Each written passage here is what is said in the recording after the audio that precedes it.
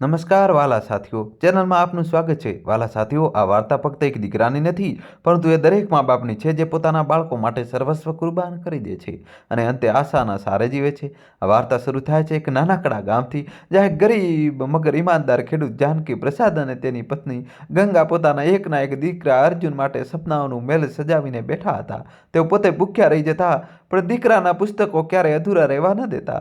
તેમણે પોતાના ખેતર વેચી દીધા, જમીન ગીરવે મૂકી દીધી, બસ એટલા માટે કે તેમનો દીકરો ભણી ગણીને મોટો માણસ બને અને એક દિવસ તેમના ગડપણની લાકડી બની શકે. અર્જુન શહેર ચાલ્યો ગયો, ભણ્યો, નોકરી મેળવી અને ધીરે ધીરે જિંદગીની જાળમાં ખોવાઈ ગયો. મા બાપને લાગ્યું કે હવે તો તેમના દિવસો બદલાવાના છે, પરંતુ કોને ખબર હતી કે જિંદગીની અસલિયત હજુ બાકી હતી. તો ચાલો સાથે મળીને સાંભળીએ એક દિલને સ્પર્શી જાય તેવી વાર્તા. લાલપુર નામનું એક ગામ ખૂબ જ પવિત્ર અને શાંત હતું. બિલકુલ તેવી જ રીતે જેમ ભારતના હજારો ગામડાઓમાં ભગવાનના આશીર્વાદ વસેલા હોય છે. અહીં જીવનની ગતિ ખૂબ જ ધીમી હતી, પરંતુ એ ધીમી રફતારમાં પણ ભક્તિ, પ્રેમ અને પોતાનાપણું છલકાતું હતું. સવારે સૂરજ ઉગતા પહેલા જ લોકો જાગી જતા, સૌથી પહેલા તુલસી સામે દીવો પ્રગટાવતા, ભગવાનનું નામ લઈને દિવસની શરૂઆત કરતા અને પછી પોતાના ખેતરો તરફ નીકળી પડતા. સાંજ પડતા જ જ્યારે સૂરજ આથમતો ત્યારે શેરીઓ શાંત થઈ જતી, મંદિરની ઘંટડીઓ વાગવા લાગતી અને દરેક ઘરમાંથી આરતીનો મધુર અવાજ સંભળાતો. ગામના મોટાભાગના લોકો ખેતીકામ કરતા હતા. ચારેય બાજુ હરિયાળી હતી. ખેતરોમાં ભગવાનના આશીર્વાદથી લહેરાતા પાક, ક્યારેક ઘઉંની સોનેરી ડુંડીઓ તો ક્યારેક ડાંગરની ઠંડી હરિયાળી. આ ખેતરોને જોઈને લાગતું હતું જાણે સ્વયં માતા અન્નપૂર્ણા ગામ પર કૃપા વરસાવી રહી હોય. ગામની વચ્ચે એક વિશાળ વડનું ઝાડ હતું, જે વર્ષોથી ગામનો આત્મા બની ઊભું હતું. તેની નીચે સાંજે ગામના વડીલો ચોરો જમાવતા હતા, રામાયણ કે ગીતાના શ્લોકોનું સ્મરણ કરતા અને દિવસભરની વાતો પ્રેમથી વહેંચતા. હવામાં ભક્તિ અને સરળતા અને સંતોષ ભરેલા હતા, જે આજકાલના શહેરોની જાળમાં ખોવાઈ ગયા છે. આ જ ગામમાં જાનકી પ્રસાદ નામનો એક કર્મનિષ્ઠ અને સીધો સાધો ખેડૂત રહેતો હતો. ઉંમર લગભગ 50 વર્ષની આસપાસ હતી. અર્જુનના તડકા અને જીવનની મહેનતે તેના ચહેરા પર રેખાઓ તો ખેંચી દીધી હતી, પણ તેની આંખોમાં આજે પણ પ્રભુ પર અતૂટ વિશ્વાસ અને સંતોષની જ્યોતિ ચમકતી હતી. તેના હાથ કઠણ હતા, પરંતુ તે હાથોમાં પૂજા કરતા પહેલા માટીને સ્પર્શવાની જે શ્રદ્ધા હતી, તે કોઈ તપસ્વી સમાન લાગતી હતી. જાનકી પ્રસાદ પાસે બહુ વધારે જમીન નહોતી, બસ થોડા વીઘા ખેતર જે તેના પૂર્વજોના આશીર્વાદ હતા. તેમાં તે દિવસ રાત મહેનત કરતો, ભગવાનનું નામ જપતો, હળ ચલાવતો અને તેનાથી જ પોતાના પરિવારનું પેટ પાળતો. તે ઓછું બોલનારો, શાંત અને કર્મમાં વિશ્વાસ રાખનારો વ્યક્તિ હતો. તેના જીવનનું કેન્દ્ર હતો તેનો પરિવાર અને તેનું ખેતર, જેને તે ધરતી માતાનું સ્વરૂપ માનીને પૂજતો હતો. તેની પત્ની ગંગા નામ પ્રમાણે જ ખૂબ જ શાંત અને સ્નેહાળ હતી. ઘરમાં પૂજાપાઠ, રસોઈ અને સેવા એ જ તેનો ધર્મ હતો. તે દરરોજ સવારે ભગવાનની મૂર્તિ સામે દીવો પ્રગટાવતી અને આખા ઘરમાં ભક્તિની સુગંધ ફેલાઈ જતી. તેના ચહેરા પર હંમેશા એક મધુર સ્મિત રહેતું. ભલે ઘરમાં ગમે તેટલી તંગી કેમ ન હોય, તેને ક્યારેય ફરિયાદ નહોતી કરી. તે જાણતી હતી કે તેનો પતિ જાનકી પ્રસાદ જે પણ કરે છે, પૂરા દિલથી કરે છે. ગંગાના હાથનું ભોજન જાણે પ્રસાદ હોય તેવું લાગતું. તે સાધારણ દાળ રોટલી પણ એટલા પ્રેમ અને શુદ્ધ ભાવથી બનાવતી કે જમવાવાળો ભગવાનનો આભાર માની ઉઠે. દોસ્તો, કહાની છેલ્લા સુધી જોજો અને ચેનલ સબસ્ક્રાઈબ કરી દો.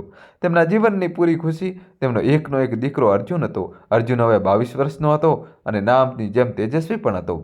બાળપણથી જ તે ભણવામાં ખૂબ હોશિયાર હતો. ગામની શાળામાં ભણ્યા પછી હવે તે શહેરની કોલેજમાં ભણી રહ્યો હતો. જાનકી પ્રસાદે પોતાના જીવનની તમામ મૂડી અહીં સુધી કે પોતાની જમીન ગીરવે રાખીને પણ દીકરાને ભણાવ્યો હતો. તેનું એક જ સપનું હતું કે તેનો દીકરો ભણી ગણીને મોટો માણસ બને, પરંતુ સાથે જ ભગવાન અને માતા પિતાનો આદર કરવાનું ક્યારેય ન ભૂલે. જ્યારે પણ ગામમાં કોઈ સરકારી ગાડી આવતી, ત્યારે જાનકી પ્રસાદ શ્રદ્ધાથી જોતો અને મનોમન પ્રાર્થના કરતો, હે પ્રભુ, એક દિવસ મારો દીકરો પણ આવી જ ગાડીમાં બેસીને આવે, પણ તેના હૃદયમાં હંમેશા વિનમ્રતા અને ધર્મનો પ્રકાશ બની રહે. ગંગા અને જાનકી પ્રસાદે પોતાના દીકરા અર્જુનના ઉછેરમાં ક્યારેય કોઈ કમી રાખી નહોતી.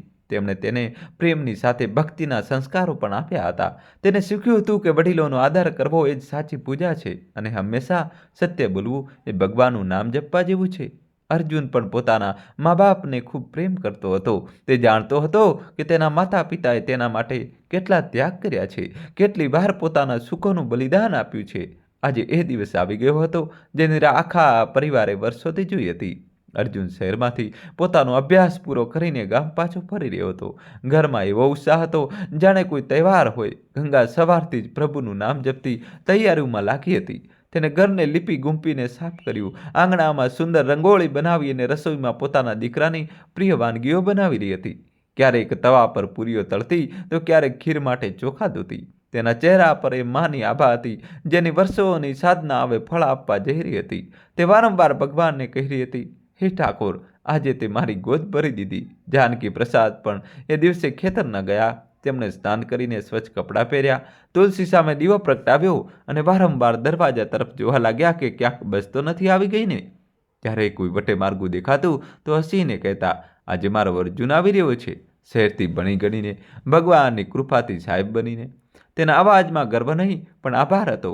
પ્રભુ પ્રત્યે આભાર કે તેમણે તેના દીકરાને યોગ્ય બનાવ્યો. બપોર નમતી હતી ત્યારે ગામના નાનકડા બસ સ્ટોપ પર એક જૂની બસ આવીને ઊભી રહી. કેટલાય મુસાફરો ઉતર્યા. તેમાંનો એક હતો અર્જુન.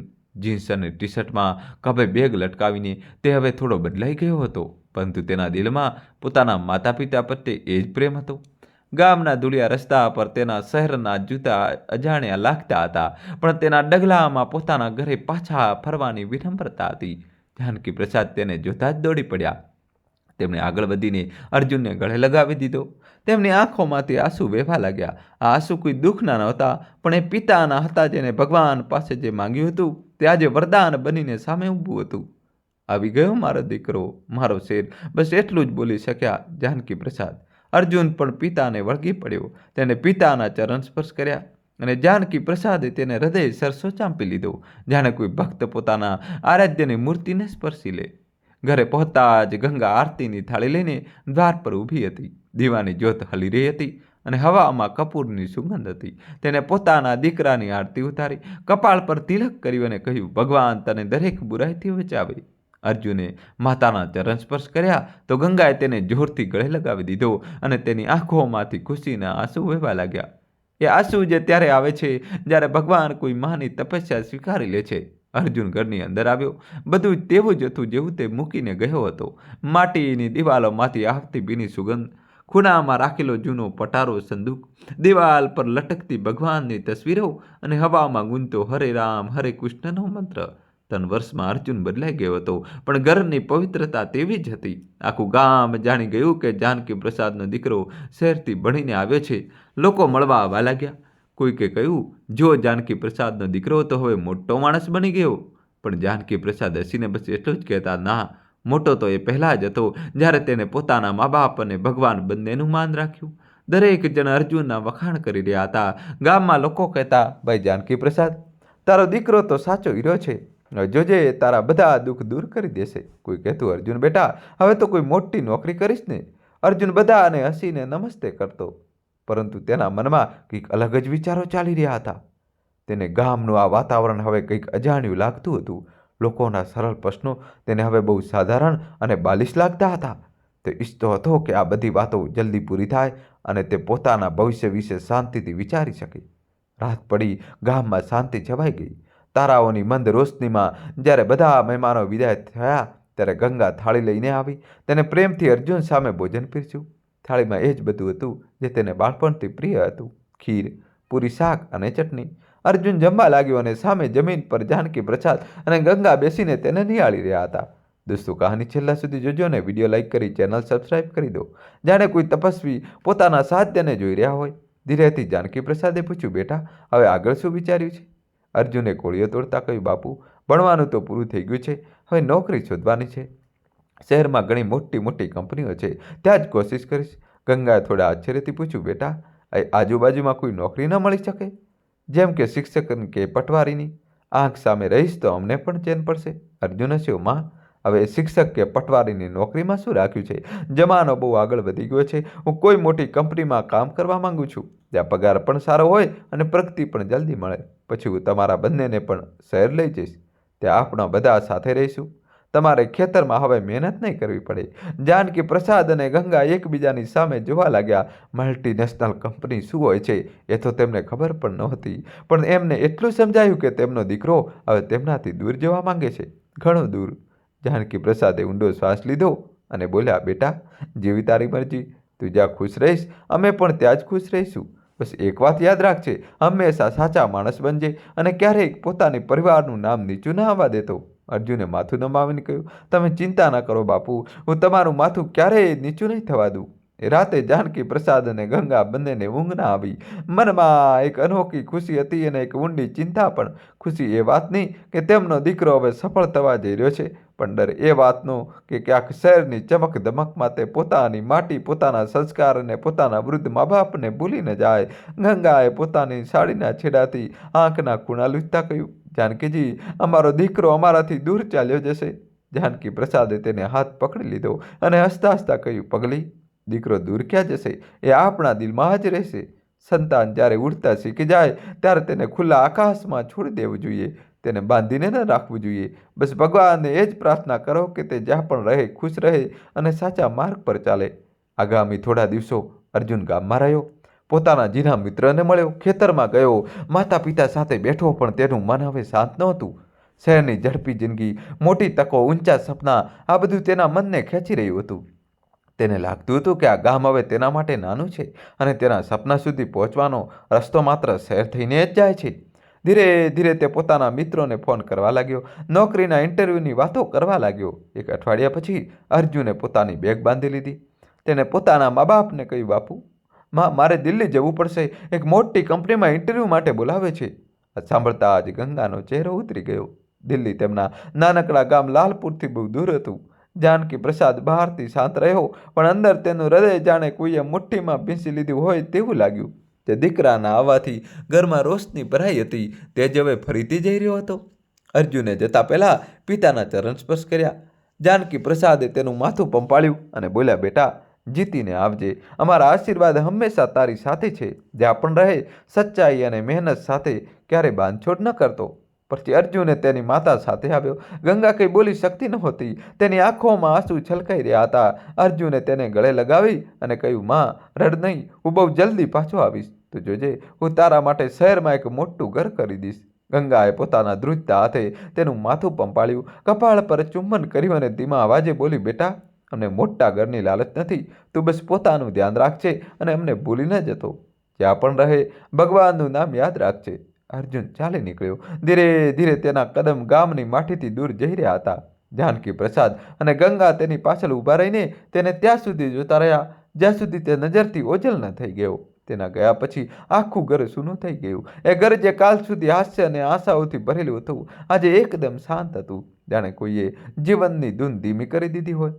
જાનકી પ્રસાદ ચૂપચાપ જઈને પોતાના ખાટલા પર બેસી ગયા.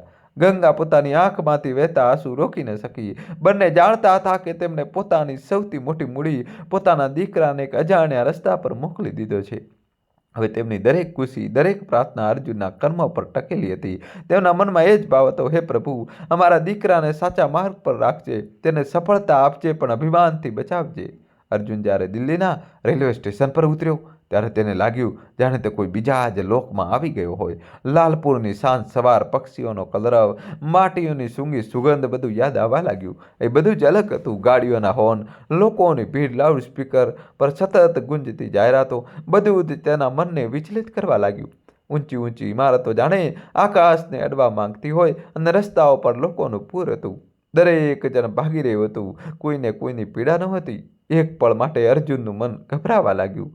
તેને પોતાના ગામની ખુલ્લી હવા, ખેતરોની માટી અને માના હાથની રોટલી યાદ આવી. પરંતુ ત્યારે જ તેના મનમાં પિતાનો ચહેરો ઉભરી આવ્યો. એ આંખોમાં વસેલા સપના તેને યાદ આવ્યા. તેને આંખો બંધ કરી, ઊંડો શ્વાસ લીધો અને મનોમન કહ્યું, હે પ્રભુ, મને મક્કમ રાખજે. હું એ હારવા નથી આવ્યો, મારા માતા પિતાની લાજ રાખવા આવ્યો છું. તેને હોઠ પર હળવું સ્મિત લાવીને પોતાને સંભાળ્યો અને પોતાના એક જૂના મિત્ર દ્વારા બતાવેલા રસ્તા પર પહોંચી ગયો. એ જગ્યા એક સાંકડી ગલીમાં હતી. એક જૂનું મકાન, જેની ચોથા માળ પર નાનકડો રૂમ હતો. રૂમમાં પહેલાથી જ બે બીજા છોકરાઓ રહેતા હતા. 3 ખાટલાઓની વચ્ચે માંડ ચાલવાની જગ્યા બચી હતી. દિવાલો ઉપર ભેજના નિશાન હતા અને ખૂણામાં બધાનો સામાન ઢગલો થઈને પડ્યો હતો. બાથરૂમ સૈયારું હતું, જ્યાં સવારે લાંબી લાઈનો લાગતી હતી. અર્જુન માટે આ બધું ખૂબ જ નવું અને મુશ્કેલ હતું, પરંતુ તેની પાસે બીજો કોઈ રસ્તો પણ નહોતો. તેની સાથે રહેતા છોકરાઓ પણ તેની જેમ જ નાના શહેરોમાંથી આવ્યા હતા અને નોકરીની શોધમાં દિવસભર ભટકતા રહેતા હતા. અહીંથી જ અર્જુનના સંઘર્ષના દ્વાર શરૂ થયા. દરરોજ સવારે તે પોતાની ફાઇલ લઈને નીકળી પડતો અને એક એક ઓફિસથી બીજી ઓફિસના ધક્કા ખાતો. શહેરના તેના માટે એક ભૂલામણી જેવું હતું, જ્યાં તે રોજ ખોવાઈ જતો હતો. ક્યારેક ઇન્ટરવ્યૂમાં તેને એવા સવાલો પૂછવામાં આવતા જેને તેને કોઈ અંદાજ જ ન હતો, તો ક્યારેક તેના કપડાં અને બોલવાની રીત જોઈને જ તેને બહારનો રસ્તો બતાવી દેવામાં આવતો.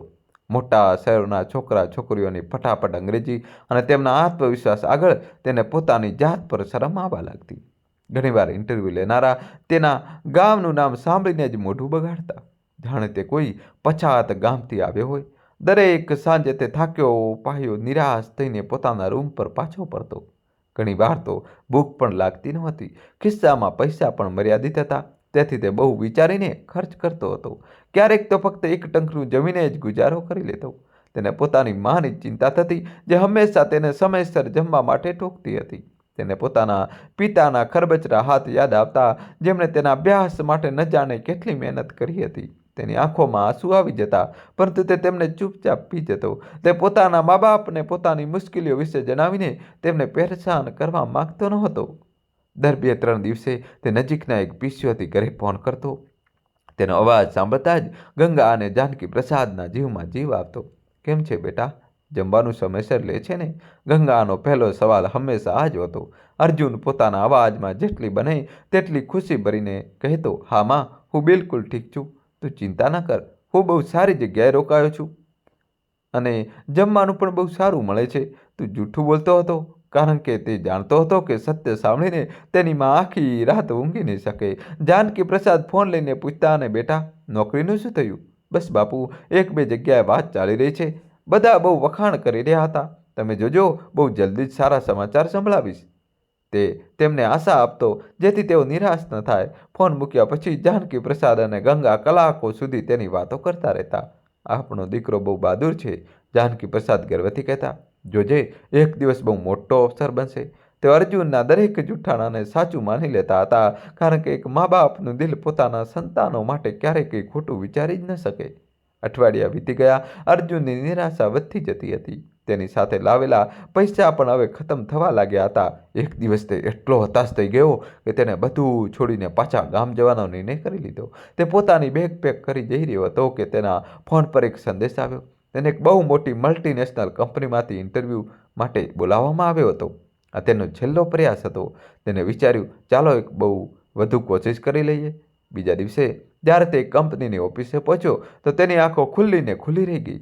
કાચની બનેલી એક બહુ મોટી બિલ્ડિંગ, અંદર એર કન્ડિશનરની ઠંડી હવા અને સૂટ બૂટ પહેરેલા લોકો. તેને લાગ્યું જાણે તે કોઈ ફિલ્મના સેટ પર આવી ગયો હોય. તે બહુ ગભરાયેલો હતો, પરંતુ તેને હિંમત ન હારી. જ્યારે ઇન્ટરવ્યૂ માટે તેનો નંબર આવ્યો ત્યારે તેને પોતાની પૂરી તાકાત લગાવી દીધી. તેને સવાલોના જવાબ ઈમાનદારીથી આપ્યા. તેને પોતાની નબળાઈ છુપાવી નહીં, પરંતુ એ જણાવ્યું કે તે શીખવા માટે કેટલો આતુર છે. કદાચ તેની આ જ ઈમાનદારી ઇન્ટરવ્યૂ લેનાર મિસ્ટર શર્માને ગમી ગઈ. 2 દિવસ પછી જ્યારે અર્જુન લગભગ આશા ખોઈ ચૂક્યો હતો, તેની પાસે ફોન આવ્યો. Hello, is this Arjun? અભિનંદન, તમારી પસંદગી થઈ ગઈ છે. આ શબ્દો અર્જુનના કાનમાં અમૃતની જેમ ઓગળી ગયા. તેને વિશ્વાસ જ ન આવ્યો. તેને ઘણીવાર પૂછ્યું, સાચે જ સર, મારી નોકરી લાગી ગઈ? ખુશીના માર્યા તેનો અવાજ ધ્રુજી રહ્યો હતો. તે ત્યાં જ રસ્તા પર બેસીને બાળકોની જેમ રડવા લાગ્યો. આજે તેની મહેનત સફળ થઈ ગઈ હતી. સૌથી પહેલાં તેને ઘરે ફોન કર્યો. બાપુ, માં, તે ખુશીથી બૂમો પાડ્યો. શું થયું બેટા, તું ઠીક તો છે ને? ગંગા ગભરાઈને બોલ્યું, બાપુ, મારી નોકરી લાગી ગઈ, દિલ્હીમાં બહુ મોટી કંપનીમાં. ફોનની બીજી તરફ એક ક્ષણ માટે શાંતિ છવાઈ ગઈ. પછી જાનકી પ્રસાદનો ગળગળો અવાજ આવ્યો. સાચું કહી રહ્યો છે બેટા? હા બાપુ, સાચું કહી રહ્યો છું. હવે તમારે ખેતરોમાં કામ નહીં કરવું પડે. હું આપ લોકોને મારી પાસે બોલાવી લઈશ. સમાચાર સાંભળતા જ જાનકી પ્રસાદ અને ગંગાની ખુશીનો કોઈ પાર ન રહ્યો. જાનકી પ્રસાદે ફોન મૂકતા જ આખા ગામમાં સમાચાર ફેલાવી દીધા. લોકોનો તેમના ઘરે તાંતો લાગી ગયો. ગંગાએ તરત જ મંદિરમાં જઈને ભગવાનનો આભાર માન્યો અને આખા ગામમાં મીઠાઈ વેચી. તે દિવસે જાનકી પ્રસાદની છાતી સાચે જ ગર્વથી ફૂલાઈ ગઈ હતી. તેની આંખો સામે સપનું સાચું થઈ રહ્યું હતું, જે તેને વર્ષો પહેલાં જોયું હતું. અર્જુનની જિંદગી હવે પૂરી રીતે બદલાઈ ગઈ હતી. તેની ઓફિસ એક અલગ દુનિયા હતી. એ લોકો કામથી કામ રાખતા હતા. દરેક વ્યક્તિએ એકબીજાથી આગળ નીકળવાની હોડમાં લાગી રહેતી હતી. તેનો બોસ મિસ્ટર શર્મા કામને લઈ બહુ કડક હતા, પરંતુ ઈમાનદાર પણ હતા. અર્જુને પોતાને આ નવા માહોલમાં ઢાળવા માટે દિવસ રાત એક કરી દીધા. તે સૌથી પહેલાં ઓફિસે આવતો અને સૌથી છેલ્લે જતો. તે દરેક કામને બહુ ધ્યાનથી શીખતો. શરૂઆતમાં તેને બહુ મુશ્કેલી થઈ. તેની સાથે કામ કરવાવાળા લોકો અવારનવાર તેની મજાક ઉડાવતા. ખાસ કરીને એક સિનિયર સહકર્મી રોહન તેને બહુ હેરાન કરતો. દોસ્તો, રોહન દિલ્હીનો જ રહેવાસી હતો અને બહુ અમીર પરિવારમાંથી હતો. તે અવારનવાર અર્જુનની બોલવાની રીત કે તેના કપડાં પર કટાક્ષ કરતો. અર્જુન, આ શું પહેરીને આવી ગયો છે? લાગે છે કોઈ ગામના મેળામાંથી ખરીદ્યા છે. તે બધાની સામે કહેતો અને બધા હસવા લાગતા. અર્જુનને બહુ ખરાબ લાગતું, પણ તે ચૂપચાપ બધું સહન કરી લેતો. તેનું આખું ધ્યાન પોતાના કામ પર હતું. જ્યારે તેને પહેલો પગાર મળ્યો ત્યારે તેની ખુશીનો ઠેકાણો નહોતો. તેને પોતાની જિંદગીમાં આટલા પૈસા એકસાથે ક્યારેય જોયા નહોતા. સૌથી પહેલાં તેને પોતાના માટે કેટલાક સારા કપડાં ખરીદ્યા, એક નવો સ્માર્ટફોન લીધો અને તે સાંકડી રૂમ છોડીને એક સારા ફ્લેટમાં શિફ્ટ થઈ ગયો, જ્યાં તે બીજા 2 છોકરાઓ સાથે રહેતો હતો. બાકીના બધા પૈસા તેને એક મની ઓર્ડરમાં બાંધ્યા અને પોતાના પિતાના નામે ગામ મોકલી દીધા. જ્યારે તે મની ઓર્ડર લાલપુર પહોંચ્યો અને પોસ્ટમેને જાનકી પ્રસાદના હાથમાં પૈસા મૂક્યા, ત્યારે જાનકી પ્રસાદની આંખો ભરાઈ આવી. આ ફક્ત પૈસા નહોતા, આ તેના દીકરાની મહેનત અને સફળતાનો પુરાવો હતો. તેણે તે નોટોને પોતાની આંખોએ લગાડી. ગામના લોકો સામે તેને કહ્યું, આ મારા શેરની પહેલી કમાણી છે. તે દિવસે તેને સૌથી પહેલાં સાહુકાર પાસે જઈને પોતાના દેવાની પહેલી કિસ્ત ચૂકવી. તેને લાગ્યું જાણે તેના માથા પરથી બહુ મોટો બોજ ઉતરી ગયો હોય. સમય પસાર થતો ગયો. અર્જુન પોતાના કામમાં માહિર થતો ગયો. તેની મહેનત જોઈને મિસ્ટર શર્મા પણ તેનાથી ખુશ રહેવા લાગ્યા. હવે તે ઓફિસના માહોલમાં ઢળી ચૂક્યો હતો, પરંતુ આ પ્રક્રિયામાં તે ક્યારે બદલાવા લાગ્યો તેને પોતાને પણ ખબર ન પડી. હવે તેની પાસે પોતાના મા બાપ માટે સમય ઓછો થવા લાગ્યો હતો. પહેલાં જ્યાં તે દર 2 દિવસે ફોન કરતો હતો, હવે અઠવાડિયામાં માંડ એકાદ વાર વાત થઈ શકતી. જ્યારે પણ તેના મા બાપ ફોન કરતા, તે અવારનવાર કહેતો, માં, અત્યારે એક જરૂરી મિટિંગમાં છું, પછી વાત કરું છું. અથવા બાપુ, આજે કામ બહુ હતું, બહુ થાકી ગયો છું. તેની વાતોના વિષય પણ બદલાઈ ગયા હતા. હવે તે તેમની સાથે પોતાના પ્રોજેક્ટ, ટાર્ગેટ અને પ્રમોશનની વાતો કરતો. તે જે શબ્દોનો ઉપયોગ કરતો તે જાનકી પ્રસાદ અને ગંગાના માથા ઉપરથી નીકળી જતા. તેઓ બસ હામાં જવાબ આપતા રહેતા. આ વાતથી જ ખુશ થઈ જતા કે તેમણે પોતાના દીકરાનો અવાજ સાંભળી લીધો. જ્યારે ગંગા તેની સાથે ગામની વાતો કરતી, કોઈના લગ્ન કે કોઈના બીમાર હોવાના સમાચાર આપતી, ત્યારે અર્જુનને આ વાતોમાં કોઈ રસ પડતો નહીં. તે કહેતો, સારું માં, આ બધું છોડો, એ જણાવો, પૈસા મળ્યા હતા? ધીરે ધીરે તેને પોતાના ગામ અને પોતાના પરિવારથી એક પ્રકારની શરમ અનુભવવા લાગી. ત્યારે ઓફિસમાં કોઈ તેને પૂછતું કે તે ક્યાંનો રહેવાસી છે, તો તે લાલપુરનું નામ લેવાને બદલે બસ એટલું કહી દેતો, યુપીમાં એક નાના કસ્બા શહેરમાંથી છું. તે પોતાના નવા મિત્રો રોહન અને રિયા સાથે ઉઠતો બેસતો હતો. તે તેમની સાથે મોટા મોટા રેસ્ટોરન્ટમાં જતો, મોડી રાત સુધી પાર્ટી કરતો. તેને આ નવી જિંદગી બહુ સારી લાગવા માંડી હતી. રોહન અવારનવાર તેને કહેતો, અર્જુન યાર, તું તારા મા બાપથી આટલો કેમ ડરે છે? માતા પિતા સાથે મિત્રની જેમ વ્યવહાર કરવો જોઈએ.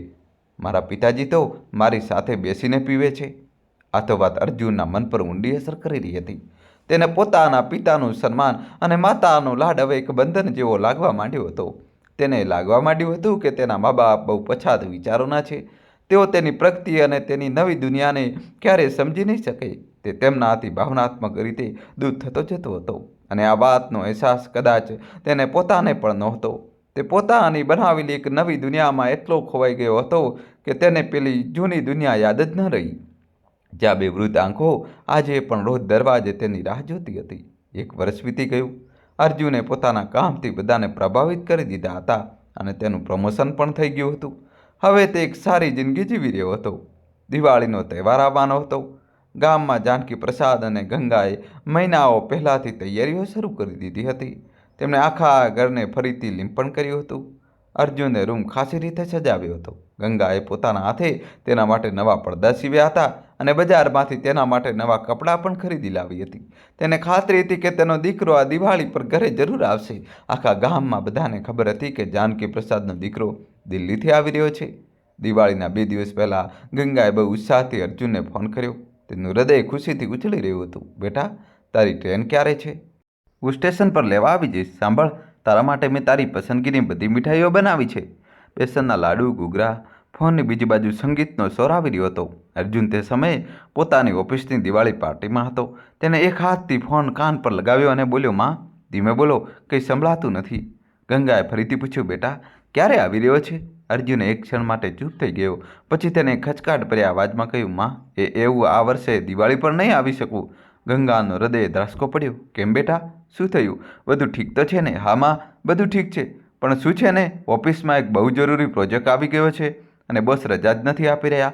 મારે એ જ રોકાવું પડશે. આ એક સફેદ જૂઠ હતું. સાચું તો એ હતું કે તેને અને રોહને પોતાના મિત્રો સાથે ગોવા જવાનો પ્લાન બનાવ્યો હતો. તેણે પોતાના નવા મિત્રો અને મોજ મસ્તીને પોતાના વૃદ્ધ મા બાપની રાહ પર પ્રાધાન્ય આપ્યું હતું. ગંગાના હાથમાંથી ફોન લગભગ છૂટી જ ગયો હતો. તેના અવાજમાં જે ઉત્સાહ હતો તે એક ક્ષણમાં ગાયબ થઈ ગયો. તેના ગળામાં જાણે કંઈક ફસાઈ ગયું હોય. તેને બસ એટલું જ કહ્યું, કંઈ વાંધો નહીં બેટા, કામ જરૂરી છે, તું તારું ધ્યાન રાખજે. તેને ફોન કાપી નાખ્યો. તેના ચહેરા પર છવાયેલી ખુશીની જગ્યાએ એક ઊંડી ઉદાસીએ લઈ લીધી હતી. જાનકી પ્રસાદ પાસે જ ઊભા રહીને બધું સાંભળી રહ્યો હતો. તેને ગંગાના ખભા પર હાથ રાખ્યો. ગંગા કંઈ બોલી નહીં. બસ તેની આંખોમાંથી બે મોટા આંસુ ગાલ પર સડી પડ્યા.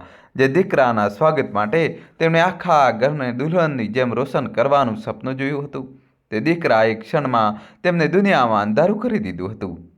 ઘરમાં બનેલી મીઠાઈઓ હવે બેસ્વાદ લાગી રહી હતી અને દિવાલો પર કરેલી સજાવટ તેમનું મોઢું ચીડવી રહી હતી. તે રાત્રે લાલપુરના એ નાના એવા ઘરમાં બે વૃદ્ધ મા બાપ માટે દિવાળી આવતા પહેલાં જ ખતમ થઈ ગઈ હતી. તેમનો કામયાબ દીકરો શહેરની રોશનીમાં ક્યાંક ખોવાઈ ગયો હતો અને તેઓ બંને ગામના અંધારામાં એકલા રહી ગયા હતા. ગામમાં દિવાળીની તે રાત બહુ અજીબ હતી. ચારેય બાજુ ફટાકડાનો શોર હતો. દરેક ઘર દીવાઓની રોશનીથી ઝગમગી રહ્યું હતું. બાળકોના હસવાના અને રમવાના અવાજો ગુંજી રહ્યા હતા. પરંતુ જાનકી પ્રસાદના ઘરના આંગણામાં એક ઊંડો સન્નાટો છવાયેલો હતો. ગંગાએ પરંપરા નિભાવવા માટે દરવાજે થોડા દીવા તો પ્રગટાવ્યા હતા, પરંતુ તે રોશનીથી તેના ચહેરાનું અંધારું દૂર થઈ શકતું નહોતું. ઘરની અંદર ચૂલો ઠંડો પડ્યો હતો. તે મીઠાઈઓ જે તેણે બહુ હોશથી પોતાના દીકરા માટે બનાવી હતી હવે એક ખૂણામાં ઢાંકેલી પડી હતી, જાણે તે પણ તેની જ રાહ જોઈ રહી હોય. જાનકી પ્રસાદ પોતાની ખાટલી પર ચૂપચાપ સૂતો રહીને છતને તાકી રહ્યો હતો. તેની ખામોશી કોઈ ચીસ કરતાં પણ વધારે પીડાકારક હતી. દરેક પગ પર ગંગાનું હૃદય ધબકી ઉઠતું. તે વારંવાર દરવાજા તરફ જોતી, જાણે તેને અત્યારે પણ આશા હોય કે અર્જુન અચાનક આવી જશે અને કહેશે, માં, હું આવી ગયો. પણ એવો કોઈ ચમત્કાર ન થયો. સમય પસાર થતો ગયો અને આંગણામાં બળતા દીવાની જ્યોત પણ ધીરે ધીરે બુઝાવા લાગી, બરાબર તેમના મનમાં બળી રહેલી આશાની છેલ્લી જ્યોતની જેમ. ત્યારે તેમના પડોશી શ્યામલાલ કાકા હાથમાં મીઠાઈનો ડબ્બો લઈને આવ્યા. અરે ગંગા ભાભી, એકલા કેમ બેઠા છો? અને જાનકી પ્રસાદભાઈ, તમે પણ અહીં જ છો? હું તો સમજો અર્જુન સાથે વાતોમાં લાગ્યા હશો. ગંગાએ ફિક્કા સ્મિત સાથે કહ્યું, આવો કાકા, બેસો. અર્જુન નથી આવ્યો શું? શ્યામલાલે નવાઈ પામીને પૂછ્યું. આખા ગામમાં તો એ જ ચર્ચા હતી કે તે આવી રહ્યો છે. તે પહેલાં કે ગંગાની આંખો ભરાઈ આવે, જાનકી પ્રસાદ ખાટલા પરથી ઊભા થઈને બેસી ગયો. તેને પોતાના ચહેરા પર જબરજસ્તીનું સ્મિત લાવીને કહ્યું, ના શ્યામલાલ, એ શું છે ને, શહેરમાં કામ બહુ હોય છે. બિચારાને છેલ્લી ઘડીએ કોઈ બહુ જરૂરી કામ આવી ગયું તો બોસે રજા ના આપી. કહેતો હતો, બાપુ, આગલી વખતે આવીશ તો હું ઘણી બધી રજાઓ લઈને આવીશ. જાનકી પ્રસાદે બહુ સફાઈથી પોતાના દીકરાની ઇજ્જત અને પોતાના તૂટેલા દિલ બંનેને છુપાવી દીધા. તે દુનિયાની સામે પોતાના દીકરાને ખોટો સાબિત કરવા નહોતો માંગતો. શ્યામલાલ થોડીવાર બેઠો, આમ તેમની વાતો કરીને પછી જતો રહ્યો. તેના ગયા પછી ઘરમાં છવાયેલો સન્નાટો વધુ ઊંડો થઈ ગયો. બીજી તરફ હજારો કિલોમીટર દૂર ગોવાના એક બીચ પર તેજ સંગીત વાગી રહ્યું હતું. અર્જુન પોતાના મિત્રો સાથે નાચી રહ્યો હતો. રંગબેરંગી લાઇટો, સમુદ્રની લહેરોનો શોર અને મિત્રોનો સાથ. તે આ માહોલમાં પોતાને ડૂબાડી દેવા માંગતો હતો. તેને પોતાના મિત્રો સાથે કેટલાય ફોટા ખેંચ્યા અને તેમણે તરત જ સોશિયલ મીડિયા પર પોસ્ટ કરી દીધા, જેથી દુનિયા જોઈ શકે કે તે કેટલી શાનદાર જિંદગી જીવી રહ્યો છે. પરંતુ આ દેખાડાના શોર પાછળ તેના દિલના કોઈ ખૂણામાં એક અપરાધ ભાવની સોય ખૂંચી રહી હતી. જ્યારે તે નાતા નાતા થાકીને સમુદ્ર કિનારે રેતી પર બેસી ગયો, ત્યારે અચાનક તેની પોતાની માનો અવાજ સંભળાયો, બેટા, ક્યારે પહોંચશે? તેને પોતાના પિતાનો તે ચહેરો યાદ આવ્યો જે તેને સ્ટેશન પર મૂકવા આવ્યો હતો. એક ક્ષણ માટે તેનું મન બેચેન થઈ ગયું, પણ તેણે તરત જ આ વિચારને ખંખેરી નાખ્યો, હું પણ તો મારી જિંદગી જીવી શકું છું. તેને પોતાની જાતને કહ્યું, હું આટલી મહેનત કરું છું, થોડો આનંદ લેવો તો મારો પણ હક બને છે. મા બાપ સમજી જશે. તેને પોતાની જાતને ખોટું આશ્વાસન આપ્યું અને ફરીથી પોતાના મિત્રોના શોરમાં સામેલ થઈ ગયો. બીજે દિવસે તેને ઘરે ફોન કર્યો. ગંગાએ ફોન ઉપાડ્યો. તેના અવાજમાં ગઈકાલ જેવી ખુશી નહોતી. માં, હેપી દિવાળી. અર્જુને હરખાતા કહ્યું, જાણે કંઈ થયું જ ન હોય.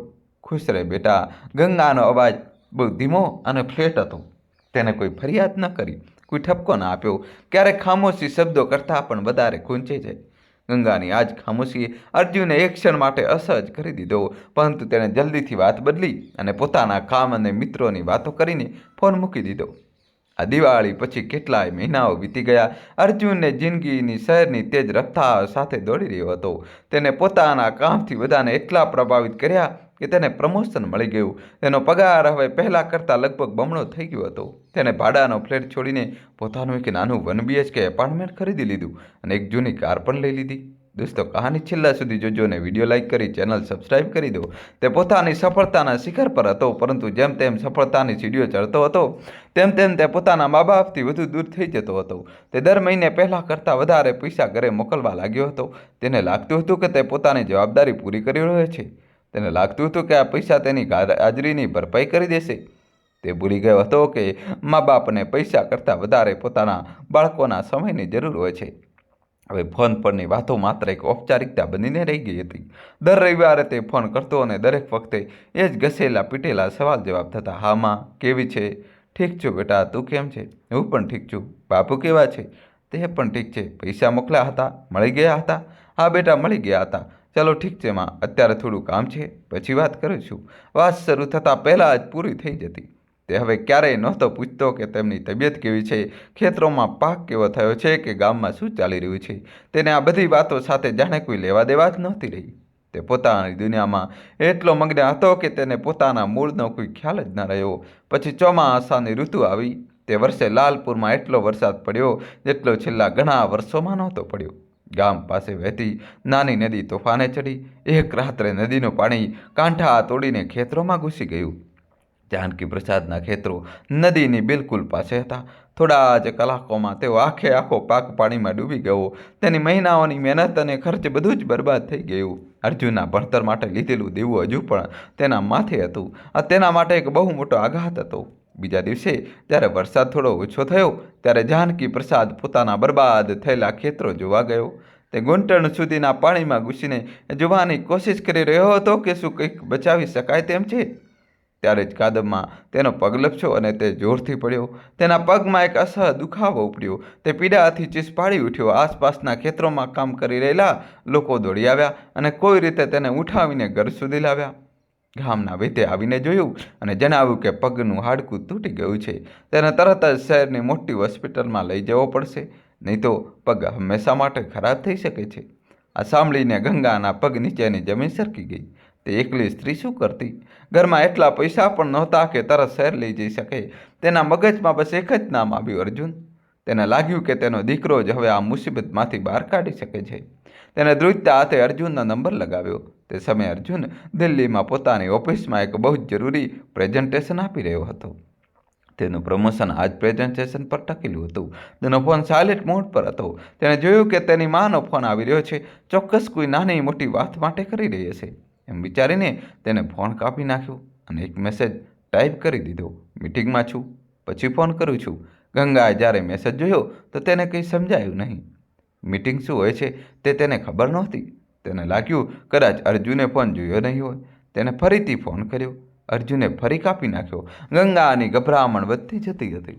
તેને 1 વાર, 2 વાર, 10 વાર ફોન કર્યો. તેને લાગતું હતું કે કદાચ ફોન લાગી રહ્યો નથી. બીજી બાજુ અર્જુન વારંવાર ફોન આવવાથી પરેશાન થઈ ગયો. તેને લાગ્યું કે માં જાણે જોઈને તેને હેરાન કરી રહી છે. તેને ગુસ્સો આવી ગયો. તેને પોતાનો ફોન જ બંધ કરી દીધો, જેથી પ્રેઝન્ટેશનમાં કોઈ ગડબડ ન થાય. તેને એક વાર પણ ન વિચાર્યું કે ગામમાંથી તેની માં આટલી વાર ફોન કેમ કરી રહી છે. ચોક્કસ કોઈ મોટી વાત હશે.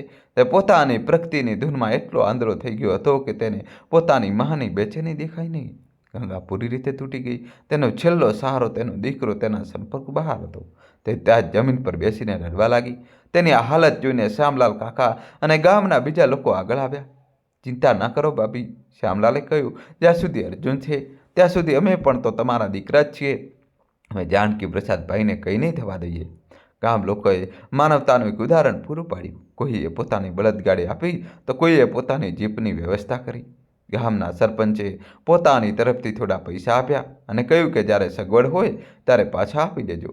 જોતજોતામાં સૌએ મળીને જાનકી પ્રસાદને જિલ્લાની સરકારી હોસ્પિટલ પહોંચાડવાની વ્યવસ્થા કરી દીધી. ગામની સ્ત્રીઓ ગંગાને સંભાળવામાં લાગી ગઈ. કોઈ તેના માટે જમવાનું બનાવી આવ્યું તો કોઈ તેની પાસે બેસીને તેને ધીરજ બંધાવતું રહ્યું. આ ગામની એ જ એકતા અને પોતાનાપણું હતું જેને અર્જુન શહેરની ભીડમાં ઘણું પાછળ છોડી આવ્યો હતો. મોડી રાત્રે અર્જુનની પ્રેઝન્ટેશન ખૂબ સારી રહી. તેના બોસે તેના ખૂબ વખાણ કર્યા. આ સફળતાની ઉજવણી કરવા માટે તે મિત્રો સાથે એક મોંઘી રેસ્ટોરન્ટમાં રાત્રિ ભોજન કરવા ગયો. રાત્રે લગભગ 11 વાગ્યે જ્યારે તે ઘરે પરત ફર્યો ત્યારે તેને પોતાનો ફોન ચાલુ કર્યો. ફોન ચાલુ થતાંની સાથે ડઝનબંધ મિસ કોલની સૂચનાઓ આવી. મોટાભાગના કોલ તેની માતાના હતા અને કેટલાક કોલ શ્યામલાલ કાકાના નંબર પરથી પણ હતા. દોસ્તો, કહાની છેલ્લા સુધી જોજો અને વિડીયો લાઇક કરી ચેનલ સબસ્ક્રાઈબ કરી દો. પહેલાં તો તેને થોડો ગુસ્સો આવ્યો, પણ પછી આટલા બધા મિસ કોલ જોઈને તેનું મન કોઈ અશુભ ઘટનાની આશંકાથી ધ્રુજી ઉઠ્યું. તેને વિચાર્યું કે આટલી રાત્રે માતાને ફોન કરવો ઠીક નહીં હોય. કદાચ ઊંઘી ગયા હશે. તેને શ્યામલાલ કાકાનો નંબર લગાવ્યો. શ્યામલાલે પહેલી જ ઘંટડીએ ફોન ઉપાડી લીધો. જાણે તેઓ ફોનથી જ રાહ જોઈ રહ્યા હોય. તેના અવાજમાં ભારેપણું હતું. અર્જુન બેટા, ક્યાં હતો તું? સવારથી બધા ફોન કરી રહ્યા છે. તારા બાપુ? શું થયું બાપુને? તે ઠીક તો છે ને? અર્જુનનું દિલ જોર જોરથી ધબકવા લાગ્યું. બેટા, પૂરમાં બધો પાક બરબાદ થઈ ગયો અને તારા બાપુનો પગ તૂટી ગયો છે. અમે બધા તેમને જિલ્લાની હોસ્પિટલ લઈને આવ્યા છીએ. તારી માતા સવારથી તને ફોન કરી રહી હતી, પણ તારો ફોન જ બંધ હતો. આ શબ્દો અર્જુનના કાનમાં પીગળેલા શીશાની જેમ ઉતર્યા. તેના હાથમાંથી ફોન છૂટીને જમીન પર પડી ગયો. એક ક્ષણમાં તેની બધી સફળતા, તેનું પ્રમોશન, તેનું નવું ઘર, તેની ગાડી, બધું જ તેને નકામું અને પોકળ લાગવા માંડ્યું. શરમ અને ગ્લાનીના એક મોટા સમંદરે તેને ડૂબાડી દીધો. જે સમયે તે પોતાના બોસ સામે પોતાની કામયાબીના વખાણ કરી રહ્યો હતો, તે સમયે તેનો બાપ દર્દથી તડપી રહ્યો હતો. જે સમયે તે મિત્રો સાથે જશ્ન મનાવી રહ્યો હતો, તે સમયે તેની માતા એકલી અને બેબસ રોઈ રહી હતી અને તે પોતાની માતાના ફોનને પરેશાની સમજીને બંધ કરીને બેઠો હતો. તેને અહેસાન થયો કે તે ફક્ત ફોન નહીં પણ પોતાના પુત્ર હોવાની ફરજ પણ બંધ કરી દીધી હતી. તેનું મગજ કંઈ કામ કરી રહ્યું નહોતું. તે પાગલોની જેમ ઊભો થયો અને પોતાનો બેગ પેક કરવા લાગ્યો. તેને કપડાં પસંદ ન કર્યા. બસ જે હાથમાં આવ્યું તે બેગમાં ભરતો ગયો. તેને તરત જ ઇન્ટરનેટ પર પોતાના ગામ માટે સૌથી પહેલી બસની ટિકિટ બુક કરી. આખી રાત તે ઊંઘી શક્યો નહીં. તેની આંખો સામે વારંવાર તેની માતાનો રડતો ચહેરો અને પિતાનો પીડાથી કણસતો ચહેરો ઘૂમી રહ્યો હતો. બસમાં બેસીને જ્યારે તે બારીની બહાર અંધારાને જોઈ રહ્યો હતો ત્યારે તેના ગાલ પર આંસુ વહી રહ્યા હતા. આ સફળતાના આંસુ નહોતા, આ પછતાવાના આંસુ હતા. તેને આજે સમજાયું હતું કે તેને શું ગુમાવ્યું છે. તેને પૈસા તો ઘણા કમાઈ લીધા હતા, પણ પોતાના મા બાપનો ભરોસો અને પ્રેમ ગુમાવી દીધો હતો. તે ઘર તરફ ભાગી રહ્યો હતો, પણ તેના મનમાં બસ એક જ ડરામણો સવાલ ગૂંજી રહ્યો હતો કે આ પહોંચવામાં બહુ મોડું તો નથી થઈ ગયું ને? આખી રાત બસમાં સફર કરતા અર્જુનની આંખોમાં એક ક્ષણ માટે પણ ઊંઘ ન આવી. તેનું મગજ કોઈ તોફાનની લપેટમાં આવેલા જહાજની જેમ ડગમગી રહ્યું હતું. ગ્લાની, ભય અને પસ્તાવાની લહેર એક પછી એક તેના મન સાથે ટકરાઈ રહી હતી. બસની બારીમાંથી બહાર ભાગતા વૃક્ષો અને થાંભલા તેને પોતાના હાથમાંથી સરકતા સમય જેવા લાગતા હતા. તેને તેની માતાનો તે ધ્રુજતો અવાજ યાદ આવી રહ્યો હતો જ્યારે તેણે દિવાળી પર ન આવવાની વાત કરી હતી. તેને પોતાનો તે ગુસ્સો યાદ આવી રહ્યો હતો જ્યારે તે વારંવાર આવી રહેલા ફોનથી પરેશાન થઈને તેને બંધ કરી બેઠો હતો. દરેક યાદ તેની છાતીમાં એક ભાલાની જેમ ખૂંપી રહી હતી. હું કેવો દીકરો છું? તે વારંવાર પોતાની જાતને આજ સવાલ પૂછી રહ્યો હતો. જે મા બાપે પોતાની આખી જિંદગી મારા નામે કરી દીધી, જ્યારે તેમને મારી સૌથી વધુ જરૂર હતી ત્યારે હું ક્યાં હતો? જેમ જેમ બસ શહેરની હદો પાર કરીને દેહાત તરફ વધી રહી હતી, બહારનો નજારો પણ બદલાઈ રહ્યો હતો. ઊંચી ઇમારતોની જગ્યાએ હવે પાણીથી ભરેલા ખેતરો અને કાદવ ભરેલા રસ્તાઓ દેખાઈ રહ્યા હતા. પૂરની તબાહીના નિશાન દરેક તરફ વિખરાયેલા હતા. તૂટેલી ઝૂંપડીઓ, ઉદાસ ચહેરા અને ચારે બાજુ ફેલાયેલી એક અજીબ વેરાની, આ તેના ગામની તે સત્યતા હતી જેનાથી તે દિલ્હીના પોતાના એર કન્ડિશન રૂમમાં બેસીને બેખબર હતો. તેને ફરીથી શ્યામલાલ કાકાને ફોન કરવાની કોશિશ કરી, પણ ખરાબ નેટવર્કને કારણે વાત ન થઈ શકી. તેની બેચેની વધુ વધી ગઈ. આખરે બસ જિલ્લાના બસ સ્ટેન્ડ પર આવીને રોકાઈ. અર્જુન કૂદતો બસમાંથી ઉતર્યો અને લાલપુર જતી એક જીપમાં બેસી ગયો. જીપ જેમ જેમ ગામની નજીક પહોંચી રહી હતી, અર્જુનનું દિલ વધુ જોરથી ધબકવા લાગ્યું હતું. જ્યારે જીપે તેના ગામની સીમામાં પ્રવેશ કર્યો તો તેનો જીવ અદ્ધર થઈ ગયો. તેને પોતાના ખેતરો જે થોડા મહિના પહેલાં સુધી લીલાછમ પાકથી લહેરાતા હતા, આજે ગંદા તળાવ જેવા લાગતા હતા. પાણીની ઉપર પાકના સડેલા તણખલા તરી રહ્યા હતા. આ માત્ર ખેતરો નહોતા, આ તેની પિતાની વર્ષોની મહેનત હતી જે પાણીમાં ડૂબી ચૂકી હતી. તે જીપમાંથી ઉતર્યો અને પોતાના ઘર તરફ લગભગ દોડવા લાગ્યો. ગામની ગલીઓમાં એ જ મનહૂસ શાંતિ છવાયેલી હતી. જે લોકો તેને રસ્તામાં મળ્યા તેમણે તેને જોયો, પરંતુ કોઈના ચહેરા પર તે જૂની ગરમાહટ અને ઉત્સાહ નહોતો. તેમની આંખોમાં દયા હતી અને સાથે જ એક ખામોશ ટપકો પણ હતો, જાણે તેઓ કહી રહ્યા હોય, હવે આવ્યા જ્યારે બધું ખતમ થઈ ગયું. દોસ્તો, હજી કહાની બાકી છે. કહાનીમાં મિત્રો જબરજસ્ત ટ્વિસ્ટ આવશે. છેલ્લા તેમનું આ મૌન વર્તન કોઈ પણ મેણા કરતાં વધુ ખૂંચે તેવું હતું. પોતાના ઘરના દરવાજે પહોંચીને તે એક ક્ષણ માટે થંભી ગયો. એ જ ઘર જ્યાંથી તે એક સાહેબ બનીને નીકળવાનું સપનું લઈને ગયો હતો, આજે વિરાન અને ઉદાસ લાગી રહ્યું હતું. આંગણામાં ઘૂસતા જ તેણે પોતાની માતાને જોઈ. ગંગા એક તૂટેલી ખાટલી પર બેસીને શૂન્યમાં તાકી રહી હતી. થોડા દિવસોમાં તે જાણે કેટલાય વર્ષો ઘડી થઈ ગઈ હતી. તેના વાળ વિખરાયેલા હતા, ચહેરા પર ઊંડી કરચલીઓ ઉભરી આવી હતી અને આંખો નીચે કાળા કુંડાળા બની ગયા હતા. અર્જુનને જોતા જ તેની પથરાયેલી આંખોમાં આંસુ ભરાઈ આવ્યા, પરંતુ આ ખુશીના આંસુ નહોતા. એમાં રાહત હતી, દર્દ હતું અને ખૂબ જ ઊંડી નિરાશા હતી. તે કંઈ બોલી નહીં, બસ તેને જોતી રહી. તેનું આ એવું જ વર્તન અર્જુન માટે કાફી હતું. તે આગળ વધ્યો અને સીધો પોતાની માતાના પગમાં પડી ગયો. તે બાળકોની જેમ ધ્રુસકે રડવા લાગ્યો. માં, મને માફ કરી દે, મારાથી બહુ મોટી ભૂલ થઈ ગઈ. માં, હું બહુ ખરાબ દીકરો છું. ગંગાએ તેને સારો આપીને ઉઠાડ્યો. તેણે તેને વઢી નહીં, કોઈ ફરિયાદ ન કરી, બસ પોતાનો ધ્રુજતો હાથ તેના માથા પર ફેરવી દીધો. પછી તેનો અવાજ જે હવે ખૂબ નબળો લાગી રહ્યો હતો, તેમાં તેણે ધીરે ધીરે બધું કહેવાનું શરૂ કર્યું. કેવી રીતે વરસાદ આવ્યો, કેવી રીતે ખેતરો ડૂબી ગયા, કેવી રીતે તેના પિતાનો પગ તૂટ્યો અને કેવી રીતે તે એક એક ક્ષણે તેના ફોનની રાહ જોતી રહી. તેણે એ પણ જણાવ્યું કે કેવી રીતે શ્યામલાલ કાકા અને ગામના બાકીના લોકો દેવદૂત બનીને આવ્યા અને તેમની મદદ કરી. દરેક શબ્દ અર્જુનના દિલ પર એક હથોડાની જેમ પડી રહ્યો હતો. તેને આજે ખબર પડી કે જે ગામના લોકોને તે ગમારાને પછાત સમજતો હતો, અસલમાં ઇન્સાનિયત તેમના જ દિલમાં જીવતી હતી. તે દીકરો થઈને જે ફરજ ન નિભાવી શક્યો, તે ફરજ તે પારકા લોકોએ નિભાવી હતી. તારા બાપુ હોસ્પિટલમાં છે, ગંગાએ પોતાના સાડીના છેડાથી આંસુ લૂછતા કહ્યું. અર્જુન તરત જ ઊભો થઈ ગયો. ચાલમાં આપણે અત્યારે જઈએ. જ્યારે તે પોતાની માતા સાથે જિલ્લાની સરકારી હોસ્પિટલ પહોંચ્યો, તો ત્યાંનું દ્રશ્ય જોઈને તેનું મન વધુ બેસી ગયું. ચારે બાજુ ભીડ, શોર, બકોર, ગંદકી અને દવાઓની એક અજીબ ગંધ. આ દિલ્હીની તે ચમકતી ખાનગી હોસ્પિટલો જેવું બિલકુલ નહોતું જેના વિશે તે પોતાના મિત્રો સાથે વાતો કરતો હતો. તે પોતાની માતાનો હાથ પકડીને ભીડને ચીરતો જનરલ વોર્ડ સુધી પહોંચ્યો. ત્યાં એક ખૂણામાં પડેલા જૂના પલંગ પર તેના પિતા સૂતા હતા. તેના પગ પર એક મોટું પ્લાસ્ટર ચડાવેલું હતું. તેમનો હંમેશા ગર્વથી ટટ્ટાર રહેતો ચહેરો આજે દર્દ અને નબળાઈઓથી પીળો પડી ચૂક્યો હતો. તે આંખો જેમાં અર્જુન માટે હંમેશા સપના ચમકતા હતા, આજે બંધ હતી. તે મજબૂત માણસ જે ક્યારેય કોઈની આગળ નહોતો ઝૂક્યો, આજે કેટલો બેબસ અને લાચાર લાગતો હતો. જેવી તેમને કોઈના આવવાની આહટ થઈ, જાનકી પ્રસાદે ધીરેથી પોતાની આંખો ખોલી. સામે અર્જુનને ઊભેલો જોઈને તેમની સૂકી આંખોના ખૂણેથી એક આંસુ સરી પડ્યું. તેમણે કંઈ કહ્યું નહીં, બસ પોતાનો નબળો હાથ ઉઠાવ્યો, જાણે તેને આશીર્વાદ આપી રહ્યા હોય. પિતાનો આ નિસ્વાર્થ પ્રેમ, આટલી ઉપેક્ષા પછી પણ એ જ પોતાનાપણું જોઈને અર્જુન પૂરી રીતે ભાંગી પડ્યો. તે આગળ વધ્યો અને પોતાના પિતાનો હાથ પકડીને ત્યાં જમીન પર બેસી ગયો. તેના મોઢામાંથી શબ્દો નીકળી રહ્યા નહોતા, બસ ડુસકા ભરાઈ રહ્યા હતા. બાપુ, તે બસ આટલું જ કહી શક્યો. જાનકી પ્રસાદે માંડ માંડ પોતાનો બીજો હાથ ઉઠાવ્યો અને તેના માથા પર ફેરવ્યો. એક તૂટેલા અવાજમાં બોલ્યા, ચિંતા ના કર બેટા, હું ઠીક છું. તું આવી ગયો, બસ હવે બધું ઠીક થઈ જશે. પોતાના પિતાના શબ્દો સાંભળીને અર્જુનને લાગ્યું જાણે કોઈએ તેના પર હજારો ટનનો બોજ મૂકી દીધો હોય. તેના પિતાને અત્યારે પણ તેના પર ભરોસો હતો, જ્યારે તે ભરોસાને લાયક જ નહોતો. થોડી જ વારમાં ડૉક્ટર રાઉન્ડ પર આવ્યા. તેમણે અર્જુનને જણાવ્યું કે ફ્રેક્ચર ઘણું ગંભીર છે. હાલમાં પ્લાસ્ટર લગાવી દીધું છે, પરંતુ હાડકાને યોગ્ય રીતે જોડવા માટે એક ઓપરેશન કરવું પડશે, નહીં તો જિંદગીભર માટે લંગડાપણું રહી શકે છે. ઓપરેશનનો ખર્ચ પણ ઘણો આવશે. આ સાંભળતા જ અર્જુનની અંદર જાણે કોઈ બીજો જ ઇન્સાન જાગી ગયો. તેને પોતાના આંસુ લૂછ્યા અને એક પુત્રની બધી જવાબદારીઓ પોતાના ખભા પર ઉપાડી લીધી. તેને ડૉક્ટરોને કહ્યું, ડૉક્ટર સાહેબ, તમે પૈસાની બિલકુલ ચિંતા ન કરશો. મારા પિતાની સારવારમાં જે પણ સૌથી સારું હોઈ શકે તે કરો. જો તેમને કોઈ મોટી હોસ્પિટલ લઈ જવા પડે તો હું તે પણ કરીશ. તેણે તરત જ પોતાના બેંક ખાતામાંથી પૈસા ઉપાડ્યા અને હોસ્પિટલનું બાકી બિલ ચૂકવી દીધું. તેને પોતાના પિતા માટે એક પ્રાઇવેટ રૂમ બુક કરાવ્યો, જેથી તેમને ભીડભાડથી દૂર આરામ મળી શકે.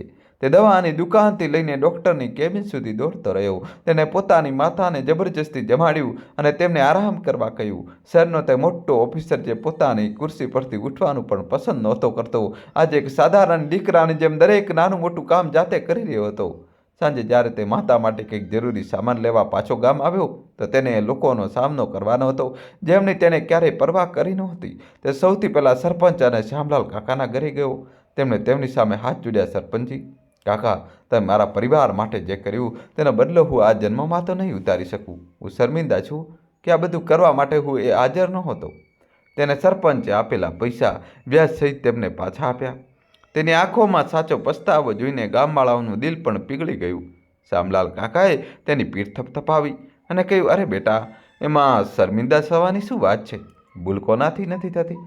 સવારનો ભૂલી લો, જો સાંજે ઘરે પાછો આવે તો તેને ભૂલી લો ના કહેવાય. હવે બધું ભૂલીને તારા બાપની સેવા કર, એ સૌથી મોટો ધર્મ છે. તે રાત્રે જ્યારે અર્જુન પોતાના ગામવાળા ઘરના સૂના આંગણામાં એકલો બેઠો હતો તો તેને પોતાની જિંદગી પહેલીવાર આટલી સ્પષ્ટ દેખાઈ રહી હતી. તેને પોતાના હાથ જોયા જે બોર્ડ પર ટાઈપ કરતાં કરતાં મુલાયમ થઈ ગયા હતા અને પછી તેને તેના પિતાને તે ખરબચડી ફાટેલી એડીઓવાળા હાથ યાદ આવ્યા જ્યાં તેમણે આ જ ખેતરોમાં હળ ચલાવીને તેને આ કાબિલ બનાવ્યો હતો કે તે શહેર જઈ શકે. તેને સમજાયું કે મા બાપની અસલી ખુશી તેના મોકલેલા પૈસા મની ઓર્ડરમાં નહોતી કે ના તેની પ્રગતિના સમાચારમાં હતી. તેમની ખુશી તો બસ તેની સાથે રહેવામાં હતી, તેના હોવાના અહેસાસમાં હતી.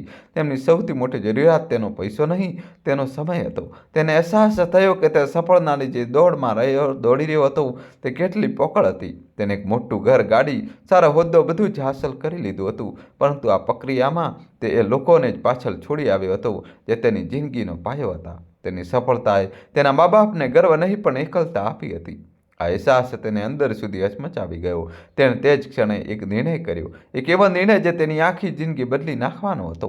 મોડી રાત્રે તે પાછો હોસ્પિટલ પહોંચ્યો. તેની માતા રૂમમાં જ એક નાની ખાટલી પર સૂતી હતી. તેના પિતા પણ દર્દની દવાઓની અસરથી ઘેરી ઊંઘમાં હતા.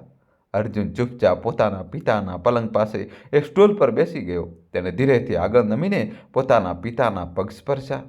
એ જ પગ જે તેના બાળપણમાં તેને પોતાના ખભા પર બેસાડીને આખું ગામ ફેરવતા હતા.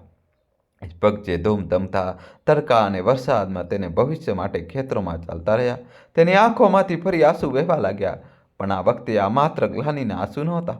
અપ્રાયચિત અને એક મૌન પ્રતિજ્ઞાના આંસુ હતા. તેને પોતાના સૂતેલા મા બાપના ચહેરા જોયા અને મનોમન પોતાની જાતને કહ્યું, હવે વધુ નહીં, હવે હું આપ લોકોને મારી પ્રગતિ માટે એકલા નહીં છોડું. દિલ્હીનું તે મોટું ઘર, તે નોકરી, તે ખોટી શાન, બધું એ જ ખતમ. મારી દુનિયા આપ છો અને હું હવે આપ લોકોને છોડીને ક્યાંય નહીં જાઉં. આપની ખુશી અને આપના સાથથી વધીને મારા માટે કંઈ જ નથી. તે એક રાતમાં અર્જુન સાચે જ મોટો થઈ ગયો હતો. તેને જિંદગીનો તે પાઠ શીખી લીધો હતો જે મોટી મોટી કિતાબો અને ડિગ્રીઓ પણ નથી શીખવી શકતી. હવે સવાલ એ નહોતો કે તે શું ખોઈ ચૂક્યો છે, સવાલ એ હતો કે જે બચ્યું છે તેને તે કેવી રીતે સંભાળીને રાખશે. હોસ્પિટલમાં તે રાત પછી જ્યારે અર્જુનની આંખ ખુલી તો એક નવો માણસ હતો. તેના મનનું તોફાન શાંત થઈ ચૂક્યું હતું અને ગ્લાનીના વાદળો પાછળથી એક સ્પષ્ટ મકસદવાળો અર્જુન નીકળી આવ્યો હતો. હવે તેના દિલમાં કોઈ દ્વિધા નહોતી, કોઈ મૂંઝવણ નહોતી. તેને પોતાનો રસ્તો સાફ નજર આવી રહ્યો હતો. તે રસ્તો દિલ્હીની ઊંચી ઇમારતો તરફ નહીં પણ તેના ગામના તે તૂટેલા ફૂટેલા ઘર તરફ જતો હતો જ્યાં તેની જન્નત વસતી હતી. આગામી કેટલાક અઠવાડિયા અર્જુને પોતાની જાતને પૂરી રીતે પોતાના મા બાપની સેવામાં સમર્પિત કરી દીધી. તેની દિનચર્યા હવે ઓફિસની ફાઇલો અને કોમ્પ્યુટર સ્ક્રીનની આસપાસ નહીં પરંતુ તેના પિતાની દવાઓ અને માતાની જરૂરિયાતોની ચારે બાજુ ભરતી હતી. તે સવારે વહેલો ઉઠતો, ઘરની સફાઈ કરતો, પોતાની માતા માટે ચા બનાવતો અને પછી તાજું જમવાનું બનાવીને ટિફિનમાં પેક કરીને હોસ્પિટલ માટે નીકળી જતો. જે છોકરાએ શહેરમાં ક્યારેય પોતાના માટે એક ગ્લાસ પાણી પણ જાતે લીધું નહોતું તે આજે તેની માતા માટે રોટલીઓ વણી રહ્યો હતો. એને રોટલીઓ ગોળ બનાવતા આવડતી નહોતી. તે અવારનવાર બળી જતી અથવા કાચી રહી જતી, પરંતુ ગંગા જ્યારે તે તેડી મેડી રોટલીઓ ખાતી તો તેની આંખોમાં જે સુકૂન હતું તે કોઈ 5 સ્ટાર હોટલના જમવામાં પણ મળી શકતું નહોતું. હોસ્પિટલમાં તે પોતાના પિતાનો પડછાયો બનીને રહેતો. સમયસર તેમની દવાઓ આપવી, તેમનો પલંગ ઠીક કરવો, તેમને પોતાના હાથે જમાડવું. તે બીના કપડાથી તેમના શરીરને લૂંટતો તો જાનકી પ્રસાદની આંખો ભરાઈ આવતી. તે પોતાના દીકરાના બદલાયેલા રૂપને જોઈને હેરાન પણ હતા અને ખુશ પણ. અર્જુન હવે કલાકો સુધી પોતાના પિતા પાસે બેસીને તેમની સાથે વાતો કરતો. તે તેમની પાસેથી ખેતીવાડી વિશે પૂછતો, ગામની જૂની વાર્તાઓ સાંભળતો. તે બધી વાતો જે તેને દિલ્હીમાં રહેતા નકામી અને કંટાળાજનક લાગતી હતી, આજે તેને પોતાની જિંદગીનો સૌથી કિંમતી ખજાનો લાગી રહી હતી. તે પોતાના પિતા માટે અખબાર વાંચી સંભળાવતો. જનરલ વોર્ડના બાકીના દર્દીઓને તેમના ઘરવાળા દીકરાને બહુ આશ્ચર્ય અને સન્માનથી જોતા, જે પોતાની મોંઘી જીન્સ અને ટી શર્ટ પહેરીને પણ કોઈ ખચકાટ વિના પોતાના પિતાના મેલા કપડાં બદલી રહ્યો હતો અને તેમના પગ દબાવી રહ્યો હતો. આ સેવા તેના માટે કોઈ બોજ નહોતી. આ એક પ્રાયશ્ચિત હતું, એક બંદગી હતી. ડૉક્ટરે જાનકી પ્રસાદના ઓપરેશનની તારીખ આપી દીધી. અર્જુને પોતાની બધી બચત આ ઓપરેશનમાં લગાવી દીધી. તેને એક ક્ષણ માટે પણ પૈસા વિશે વિચાર્યું નહીં. તે બસ પોતાના પિતાને ફરીથી પોતાના પગ પર ઊભા જોતા હતા. આ દરમિયાન દિલ્હીથી તેની ઓફિસના ફોન સતત આવી રહ્યા હતા. તેનો બોસ મિસ્ટર શર્મા વારંવાર પૂછી રહ્યા હતા કે ક્યારે પાછો આવી રહ્યો છે. એક બહુ જરૂરી પ્રોજેક્ટ તેના કારણે અટકેલો હતો. કંપનીને તેના સખત જરૂર હતી. એક બપોરે ત્યારે તે હોસ્પિટલની બહાર એક બેન્ચ પર બેઠો હતો. મિસ્ટર શર્માનો ફરીથી ફોન આવ્યો. આજે અર્જુન પોતાનું મન મનાવી લીધું હતું. તેને બહુ જ શાંત અને મક્કમ લહેજામાં પોતાના ઘરની આખી પરિસ્થિતિને પોતાના બોસને સમજાવી. તેણે જણાવ્યું કે કેવી રીતે પૂરમાં બધું તબાહ થઈ ગયું અને કેવી રીતે તેના પિતા હોસ્પિટલમાં છે. મિસ્ટર શર્માએ હમદર્દી બતાવતા કહ્યું, અર્જુન, હું સમજી શકું છું, તું પરેશાન ન થઈશ. તું 1 મહિનાની વધુ રજા લઈ લે. જ્યારે બધું ઠીક થઈ જાય ત્યારે આવી જજે. અર્જુને એક ઊંડો શ્વાસ લીધો અને કહ્યું, ના સર, હું હવે પાછો નહીં આવી શકું. હું મારી નોકરીમાંથી રાજીનામું આપી રહ્યો છું. ફોનની બીજી બાજુ સન્નાટો છવાઈ ગયો. મિસ્ટર શર્માને ખાતરી ન થઈ. શું કરી રહ્યો છે અર્જુન? હોશમાં તો છે તું? તું જાણે છે કે તારું ભવિષ્ય આ કંપનીમાં કેટલું ઉજ્જવળ છે? આગામી પ્રમોશનના લિસ્ટમાં તારું નામ સૌથી ઉપર છે. તું એક પારિવારિક સમસ્યા માટે તારી આખી કારકિર્દી દાવ પર ન લગાવી શકે. ઉતાવળમાં કોઈ નિર્ણય ન લે. અર્જુનના અવાજમાં હવે એક દૃઢતા હતી. સર, આ ઉતાવળનો નિર્ણય નથી, પરંતુ બહુ વિચારીને લેવામાં આવેલો નિર્ણય છે. જે કરિયર બનાવવા માટે હું મારા મા બાપને એકલા છોડી આવ્યો. જે કરિયરે મને એટલો આંધળો કરી દીધો કે મને તેમની તકલીફ પણ ન દેખાય. મને એવું કરિયર નથી જોઈતું.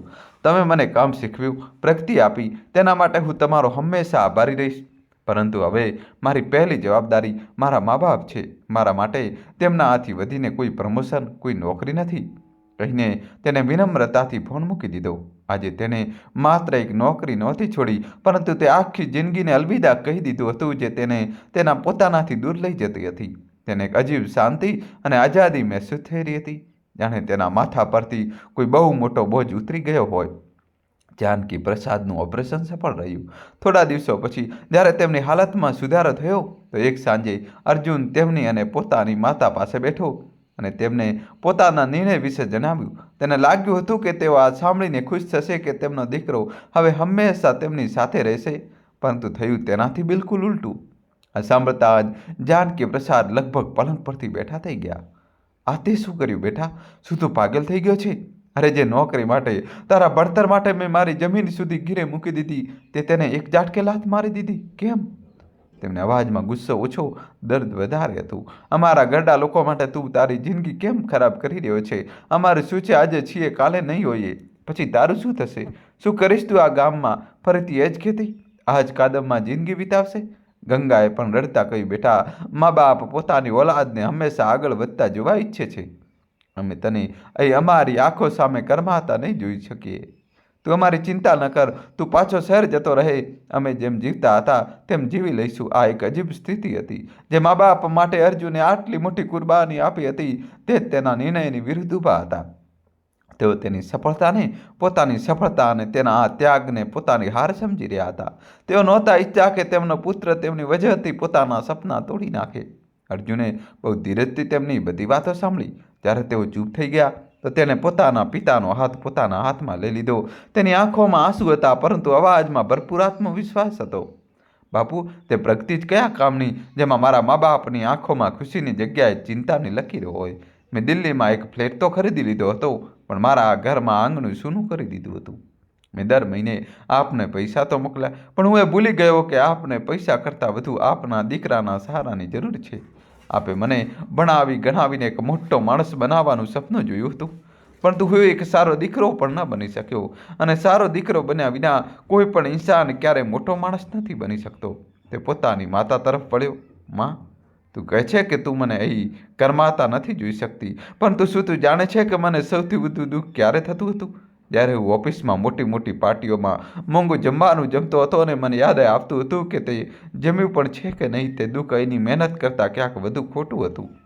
તેને ફરી પોતાના પિતા તરફ જોઈને કહ્યું, અને રહી વાત ભવિષ્યની તો આપ તેની ચિંતા ન કરશો. મેં શહેરમાં રહીને જે પણ શીખ્યું છે હું તેને અહીં જ મારા ગામની ભલાઈ માટે ઇસ્તેમાલ કરીશ. હું અહીં જ રહીશ, આપ લોકો સાથે પોતાની માટીમાં મહેનત કરીશ. મને દિલ્હીનો સાહેબ નહીં, આપનો સહારો બનવું છે.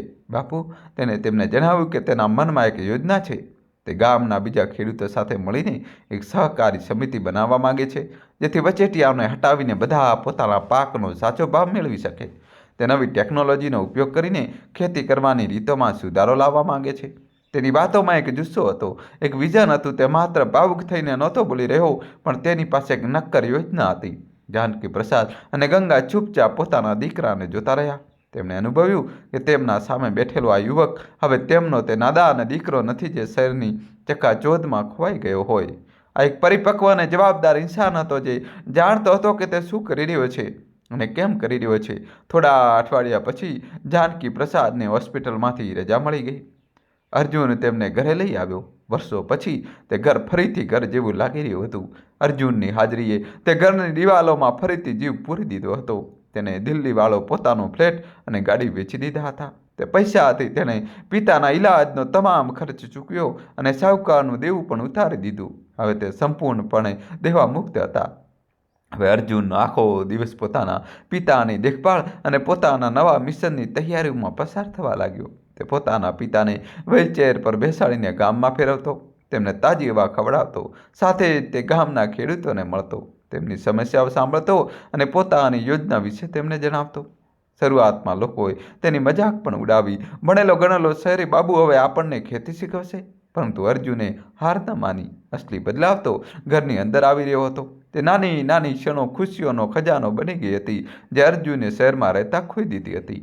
જ્યારે અર્જુન પોતાના પિતાની પગની માલિશ કરતો, ત્યારે જાનકી પ્રસાદની આંખોમાં ગર્વ અને પ્રેમના આંસુ છલકાઈ આવતા. તે ખુશી તેમને ક્યારેય મની ઓર્ડરના પૈસાથી નહોતી મળી. જ્યારે અર્જુન રસોડામાં જમવાનું બનાવતો અને ગંગા આવીને તેને કહેતી કે મીઠું થોડું વધારે નાખજે, ત્યારે મા દીકરા વચ્ચેનો તે સરળ સંવાદ વર્ષોના અંતરને મીઠાવી દેતો. ગંગાના ચહેરા પર હવે સાચી મુસ્કાન પાછી ફરી હતી. એક સાંજે જ્યારે ત્રણેય આંગણામાં બેસીને ચા પી રહ્યા હતા, ત્યારે ગંગાએ ખૂબ સ્નેહથી કહ્યું, બેટા, જ્યારે તું દિલ્હીથી પૈસા મોકલતો હતો ત્યારે અમને ખુશી થતી હતી કે અમારો દીકરો લાયક બની ગયો, પણ તે ખુશી ફક્ત મગજ સુધી રહેતી હતી. આજે જ્યારે તું અમારી પાસે છે, પોતાના હાથે અમને ચા બનાવીને પીવડાવે છે, ત્યારે દિલને જે સુકૂન મળે છે ને, તે પેલી ખુશી કરતાં 1000 ગણી વધારે છે. સંતાનો સાથે જ મા બાપની સૌથી મોટી દોલત હોય છે. જાનકી પ્રસાદ, જે હંમેશા અર્જુનના નિર્ણયની વિરુદ્ધ હતા, આજે ચૂપચાપ તેની વાત સાથે સહમત હતા. તેમણે પોતાના દીકરા તરફ જોયું, જે હવે તેમની પાસેથી ખેતીની સલાહ લઈ રહ્યો હતો. તેમને એક ગુરુનું સન્માન આપી રહ્યો હતો. તેમને હવે પોતાની જાત પર ગર્વ થઈ રહ્યો હતો. તે પોતાને બોધ નહીં, પરંતુ પોતાના દીકરાના માર્ગદર્શક અનુભવી રહ્યા હતા. અર્જુને પોતાના પિતાને વ્હીલચેર પર બેસાડ્યા અને પોતાના બરબાદ થઈ ગયેલા ખેતરો પાસે લઈ ગયો. ત્યારે બાજુ હજુ પણ તબાહીનો મંજર હતો, પરંતુ આજે તેમની આંખોમાં નિરાશા નહોતી. આજે તેમની આંખોમાં આશા હતી, આત્મવિશ્વાસ હતો અને એકબીજાની સાથે હોવાની તાકાત હતી. અર્જુને પોતાના પિતાના ખભા પર હાથ રાખીને કહ્યું, બાપુ, તમે ચિંતા ન કરો. આ જમીન ફક્ત જમીન નથી, આપણી માં છે, અને આપણે બંને દીકરાઓ મળીને આપણી માનો શૃંગાર ફરીથી કરીશું. આપણે આ જ બંજર જમીન પર ફરીથી સોનું ઉગાડીશું. વાર્તા પોતાના શરૂઆતના બિંદુ પર પાછી ફરી રહી હતી. જે દીકરો ખેતરોથી ભાગીને શહેર ગયો હતો, તે આજે તે જ ખેતરોમાં પાછો ઊભો હતો. પરંતુ તે એક હારેલો માણસ નહોતો, બલકે તે એક જીતેલો દીકરો હતો, જેણે સફળતા અને ખુશીનો સાચો અર્થ શોધી લીધો હતો. દોસ્તો, વિડીયો લાઈક કરી ચેનલ સબસ્ક્રાઈબ કરી દો. અર્જુન માટે હવે દરેક સવાર એક નવા સંકલ્પ સાથે શરૂ થઈ હતી. શહેરનો નરમ તડકો જે ક્યારેય તેના ફ્લેટની બારીમાંથી ગળાઈને આવતો હતો, અને ગામનો આ તેજ તડકો જેની પીઠને બાળી રહ્યો હતો, બંનેમાં જમીન આસમાનનો તફાવત હતો. પણ આજે તેને આ જ તડકામાં એક અજીબ સુકૂન મળી રહ્યું હતું. તેને પોતાના પિતા સાથે મળીને પોતાના ડૂબેલા ખેતરોને ફરીથી સંવારવાનું બીડું ઝડપ્યું હતું. પૂરનું પાણી તો ઉતરી ગયું હતું, પરંતુ પોતાની પાછળ તે ચીકણી અને સખત કાદવની એક પરત છોડી ગયું હતું, જેને જમીનને પથ્થર જેવી બનાવી દીધી હતી. શહેરના મુલાયમ સોફા પર બેસનારો અર્જુન હવે પાવડો અને કોદાળી લઈને સવારથી સાંજ સુધી માટી સાથે લડતો. તેના મુલાયમ હાથ, જેના પર ક્યારેય એક ઉજરડો પણ નહોતો આવ્યો, હવે તેમાં ફોલ્લા પડી ગયા હતા. હથેળીઓ કઠોર થઈ ગઈ હતી, પરસેવો તેની આંખોમાં ગૂંજતો, માઠી તેના કપડાં અને વાળને ખરડતી, પરંતુ તેના ચહેરા પર થાકને બદલે એક અજીબ ચમક હતી, એક સંતોષનો ભાવ હતો. જાનકી પ્રસાદ હવે લાકડીના સહારે ચાલવા લાગ્યા હતા. તે ખેતરના કિનારે ખાટલા પર બેસીને પોતાના દીકરાને નિર્દેશ આપતા, તેને ખેતીના એ ગુણ શીખવતા જે તેમણે પોતાની આખી જિંદગીમાં શીખ્યા હતા. આ એક અદ્ભુત દ્રશ્ય હતું, એક પેઢીનો અનુભવ અને બીજી પેઢીનો જોશ જ્યારે એક સાથે મળે તો બંજર જમીનમાં પણ જીવ આવવાનો જ હતો. ગંગા રોજ બપોરે માથા પર રોટલાની પોટલી અને પાણીનો ગળો રાખી ખેતરે આવતી. તણે જ્યારે ખેતરના શેડે બેસીને સાથે જમતા ત્યારે તે સૂકો રોટલો અને ડુંગળીની ચટણી પણ તેમની દુનિયાના સૌથી સ્વાદિષ્ટ વ્યંજનથી ચડિયાતી લાગતી. તેનો પરિવાર હવે ફક્ત એક છત નીચે રહેતો નહોતો, પરંતુ એક સાથે મહેનત કરી રહ્યો હતો. પરંતુ ફક્ત પોતાના ખેતરને સવારવું જ અર્જુનનો મકસદ નહોતો. તે આખા ગામની તસવીર બદલવા માંગતો હતો. તેને ખેડૂતોને સહકારી મંડળી બનાવવાનો જે પ્રસ્તાવ મૂક્યો હતો તેને લઈને ગામમાં જાતપાતની વાતો થઈ રહી હતી. મોટાભાગના ખેડૂતો આ વિચાર સાથે સહમત નહોતા. તેમને શંકા હતી. એક વૃદ્ધ ખેડૂતે ચોરા પર સાફ સાફ કહી દીધું, આ બધી કિતાબો વાતો છે. અમે અમારી આખી જિંદગી આ વચેટિયાઓ સાથે કામ કર્યું છે, તે જોવા પણ છે, આપણા પોતાના છે. આ શહેરનો છોકરો આજે છે, કાલે ફરી નોકરી કરવા દિલ્હી ભાગી જશે અને આપણે ક્યાંયના નહીં રહીએ. અર્જુન સમજી ગયો હતો કે વર્ષોનો અવિશ્વાસ ફક્ત વાતોથી ખતમ નહીં થાય. તેને વિશ્વાસ અપાવવા માટે કંઈક કરીને બતાવવું પડશે. તેને એક મોટો નિર્ણય લીધો. તેને પોતાની બચેલી ખુચેલી તમામ જમા પૂંજી અને બેંકમાંથી એક નાનું ધિરાણ લઈને તમામ નવી પદ્ધતિઓ સૌથી પહેલાં પોતાના જ ખેતર પર અજમાવવાનો નિશ્ચય કર્યો. તેને શહેરમાં જઈને કૃષિ નિષ્ણાતો સાથે મુલાકાત કરી, પોતાની માટીની તપાસ કરાવી અને ખબર પડી કે આ માટી કયું પાક અને કયું ખાતર સૌથી ઉત્તમ રહેશે. તે પાછા આવીને ફક્ત ઘઉં કે ડાંગરની પરંપરાગત ખેતીમાં ન ફસાયો. તેને પોતાના ખેતરના એક ભાગમાં શાકભાજી ઉગાડવા અને બીજા ભાગમાં ફૂલોની ખેતી કરવાનું જોખમ ઉઠાવ્યું, જેના વિશે ગામમાં કોઈએ વિચાર્યું પણ નહોતું. ગામના લોકો તેને જોઈને હસતા હતા. જો જાનકી પ્રસાદનો દીકરો હવે ખેતરમાં ફૂલો ઉગાડશે, લાગે છે શહેરમાં રહીને તેનું મગજ ભરી ગયું છે. અર્જુને કોઈની વાતનું ખોટું ન લગાડ્યું. તે ચૂપચાપ પોતાના ગામમાં લાગેલો રહ્યો. શ્યામલાલ કાકા જ હતા જે હંમેશા તેની હિંમત વધારતા અને લોકોને સમજાવવાની કોશિશ કરતા. અને પછી મહિનાઓની સખત મહેનતે પોતાનો રંગ બતાવવાનું શરૂ કર્યું. જ્યારે ગામના બાકીના ખેતરોમાં સામાન્ય પાક ઉગી રહ્યો હતો, અર્જુનના ખેતરોમાં જાણે કોઈ જાદુ થઈ ગયો હતો. તેના ખેતરોમાં ઉગેલી શાકભાજી વધારે મોટી અને સ્વસ્થ હતી, અને જે ભાગમાં તેને ગલગોટાના ફૂલો લગાવ્યા હતા તે આખું ખેતર કેસરી રંગના ફૂલોથી એવી રીતે લહેરાઈ ઉતર્યું હતું જાણે કોઈએ જમીન પર કેસરી ચાદર બિછાવી દીધી હોય. જ્યારે પહેલો પાક કપાયો ત્યારે પરિણામ ચોંકાવનારું હતું. અર્જુનની ઉપજ બાકી ખેડૂતોના મુકાબલે લગભગ 1.5 ગણી હતી, અને જ્યારે તે પોતે શહેરની મંડીમાં જઈને પોતાની શાકભાજી અને ફૂલો વેચી આવ્યો ત્યારે તેને જે નફો થયો તે પરંપરાગત પાક કરતાં ક્યાંક વધારે હતો. હવે ગામના લોકોની આંખો ખુલી. જે લોકો કાલ સુધી તેની મજાક ઉડાવતા હતા, હવે તે ધીમે ધીમે તેની પાસે સલાહ લેવા આવવા લાગ્યા. અર્જુન બેટા, આ તે કયું બીજ નાખ્યું હતું? બેટા, આ કયું ખાતર છે જેનાથી તારા પાકમાં જીવાત નથી લાગી? અર્જુને કોઈના પ્રત્યે મનમાં કોઈ મેલ ન રાખ્યો. તેને ખૂબ જ વિનમ્રતાથી બધાને પોતાની પદ્ધતિઓ સમજાવી. તેને જણાવ્યું કે કેવી રીતે માટીની તપાસ કરાવીને આપણે સાચો પાક પસંદ કરી શકીએ છીએ, કેવી રીતે જૈવિક ખાતરથી આપણે જમીનને પણ બચાવી શકીએ છીએ અને પેદાશ પણ વધારી શકીએ છીએ. તે હવે ફક્ત એક ખેડૂત નહીં પણ એક શિક્ષક બની ગયો હતો. તેણે વડના ઝાડ નીચે ખેડૂતોની પાઠશાળા ચલાવવાનું શરૂ કરી દીધું. ધીરે ધીરે લોકોનો વિશ્વાસ તેના પર બેસવા લાગ્યો. તેમને સમજાઈ ગયું કે અર્જુન ભાગનારાઓમાંથી નથી, તે ખરેખર તેમના માટે કંઈક કરવા માંગે છે. આખરે તે દિવસ આવ્યો જ્યારે ગામના બધા ખેડૂતો એક સાથે બેઠા અને લાલપુર કિસાન સહકારી મંડળીનો પાયો નખાયો. તેમને સર્વસંમતિથી અર્જુને જ તે મંડળીનો અધ્યક્ષ બનાવ્યા. અર્જુને પોતાની શહેરી સમક્ષ શક્તિનો ઉપયોગ કરીને મંડળીની નોંધણી કરાવી, બેંકમાં ખાતું ખોલાવ્યું અને શહેરના મોટા શાકભાજી અને ફૂલોના વેપારીઓ સાથે સીધો સંપર્ક સાધ્યો. હવે ગામનો કોઈ પણ ખેડૂત પોતાનો પાક વચેટિયાનો નહોતો વેચતો. તમામ પાક મંડળીમાં જમા થતો અને પછી એક સાથે મોટા ટ્રકોમાં ભરાઈને સીધો શહેરના બજારમાં જતો, જ્યાં તેના ભાવ અનેક ગણા સારા મળતા હતા. તે વર્ષના અંતમાં જ્યારે મંડળીનો પહેલો નફો વેચવામાં આવ્યો ત્યારે ગામના દરેક ખેડૂતના ઘરમાં ખુશાલી આવી ગઈ. તેમની આવક પહેલાં કરતાં બમણી થઈ ચૂકી હતી. દોસ્તો, કહાની છેલ્લા સુધી જોજો અને વિડીયો લાઈક કરી ચેનલ સબસ્ક્રાઈબ કરી દો. કેટલાય પરિવારોએ પોતાના દેવા ચૂકવી દીધા, બાળકોને સારી શાળાઓમાં મોકલવાનું શરૂ કર્યું અને તૂટેલા ફૂટેલા ઘરોનું સમારકામ કરાવી લીધું. આખા ગામમાં એક ઉત્સવનો માહોલ હતો અને આ ઉત્સવના કેન્દ્રમાં હતો તેમનો પોતાનો દીકરો અર્જુન. તે સાંજે ગામના લોકોએ મળીને જાનકી પ્રસાદના ઘરે એક નાના સન્માનનું સમારોહ આયોજન કર્યું. ગામના સરપંચે બધાની સામે અર્જુનને ફુલાર પહેરાવ્યો. તેમના અવાજમાં ગર્વ અને ભાવનાની એક મિશ્ર અસર હતી. તેમણે કહ્યું, મિત્રો, એક તે દિવસ હતો જ્યારે આપણે સૌ એ વાત પર ગર્વ કરતા હતા કે આપણા ગામનો એક છોકરો દિલ્હીમાં મોટો અફસર બની ગયો છે. પરંતુ આજે હું પૂરા વિશ્વાસ સાથે કહી શકું છું કે આપણને સૌને તેનાથી 1000 ગણો વધારે ગર્વ એ વાત પર છે કે આપણો તે અફસર દીકરો પાછો ફરીને એક સાચો ખેડૂત અને તેનાથી પણ વધીને એક નેક માણસ બની ગયો છે. તેણે ફક્ત પોતાની નહીં પણ આપણા સૌની તકદીર બદલી નાખી. તાળીઓના ગડગડાટથી આખું આંગણું ગુંજી ઉઠ્યું. જાનકી પ્રસાદ અને ગંગાની આંખોમાંથી ખુશીના આંસુ વહેર્યા હતા. આજે તેમના દીકરાએ તેમને તે માન સન્માન અપાવ્યું હતું જેની તેમણે ક્યારેય કલ્પના પણ નહોતી કરી. મોડી રાત્રે જ્યારે બધા મહેમાનો ચાલ્યા ગયા અને ઘરમાં શાંતિ થઈ ગઈ, ત્યારે અર્જુને પોતાના મા બાપ પાસે આંગણામાં આવીને બેસી ગયો.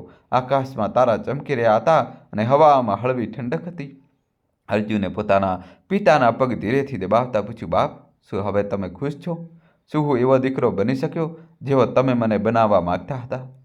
જાનકી પ્રસાદે પોતાના દીકરાના માથા પર હાથ ફેરવ્યો. તેમની આંખોમાં એક ઊંડી ચમક હતી, જાણે કોઈ યોગીને પરમ જ્ઞાન મળી ગયું હોય. તેમણે એક લાંબો સંતોષકારક શ્વાસ લીધો અને બોલ્યા, બેટા, જ્યારે તું શહેરથી દર મહિને પૈસા મોકલતો હતો ત્યારે અમને ખુશી થતી હતી કે તું સફળ થઈ ગયો. જ્યારે તે નોકરી છોડી ત્યારે અમને ખૂબ દુઃખ થયું કે અમારી જિંદગીભરની મહેનત પર પાણી ફરી વળ્યું, અમારું સપનું તૂટી ગયું. પણ આજે જ્યારે હું તને આખા ગામને ખુશ જોઉં છું ત્યારે મને જે અનુભવાઈ રહ્યું છે તેને ખુશી કહેવું બહુ નાનો શબ્દ હશે બેટા, આ તો પરમ આનંદ છે.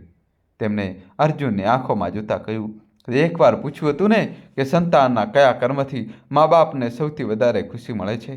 આજે હું તને તેનો જવાબ આપું છું. સાંભળ, મા બાપને ખુશી ત્યારે નથી થતી જ્યારે તેમનું સંતાન ફક્ત પોતાની તિજોરી ભરે છે. ખુશી ત્યારે થાય છે જ્યારે તે પોતાની નેકીથી બીજાની ખાલી જોડી પણ ભરે છે.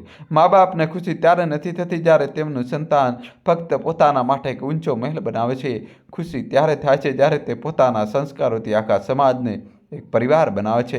અને મા બાપને સૌથી મોટી, સૌથી સાચી અને સૌથી ઊંડી ખુશી તે દિવસે મળે છે જ્યારે તેમની આપેલી પરવરિશ અને સંસ્કાર એટલા કાબિલ બની જાય છે કે તેમનું સંતાન ફક્ત તેમના ગડપણનો સહારો નહીં પરંતુ સમાજના દરેક નબળા અને જરૂરિયાતમંદ માણસોનો સહારો બની જાય છે. તેમનો અવાજ ગદગદિત થઈ ગયો, બેટા, આજે તે ફક્ત અમારું માથું નહીં, આ ગામની માટીનું માન વધાર્યું છે. તેમને ખુશી આપી કે જેની ચાહત દરેક મા બાપ કરે છે પણ નસીબ કોઈકને જ થાય છે. આજ તે કર્મ છે બેટા. દુનિયાનું દરેક સુખ, દરેક દોલત આ કર્મ આગળ ફીકી છે. બસ આજ તે કર્મ છે. આટલું કહીને જાનકી પ્રસાદે પોતાના દીકરાને ખેંચીને પોતાની છાતીએ લગાડી દીધો. ગંગાએ પણ પાસે આવીને પોતાના દીકરાના માથા પર છેડો રાખી દીધો. ત્રણેયની આંખોમાંથી વહેતા આંસુ દુઃખના નહીં પણ તે પરમ સુખના હતા જેને શબ્દોમાં વર્ણવી શકાય તેમ નથી. અર્જુનને આજે પોતાના જીવનના સૌથી મોટા સવાલનો જવાબ મળી ગયો હતો. પ્યારા મિત્રો, અર્જુનની આ વાર્તા ફક્ત એક દીકરાની સફળતાની નથી પરંતુ તે મૂલ્યોની વાર્તા છે જે દરેક માણસે જીવનમાં સમજવા જોઈએ. આજની આ ભાગદોડ ભરેલી દુનિયામાં જ્યાં લોકો પોતાના સપના પાછળ દોડતા દોડતા સંબંધોને પાછળ છોડી દે છે, તે અર્જુને સાબિત કરી દીધું કે સાચી સફળતા કેવળ ઊંચા પદ કે મોટા પગારમાં નથી પરંતુ પોતાના કર્મ, પોતાના સંસ્કાર અને પોતાના પરિવારની ખુશીઓમાં છુપાયેલા હોય છે.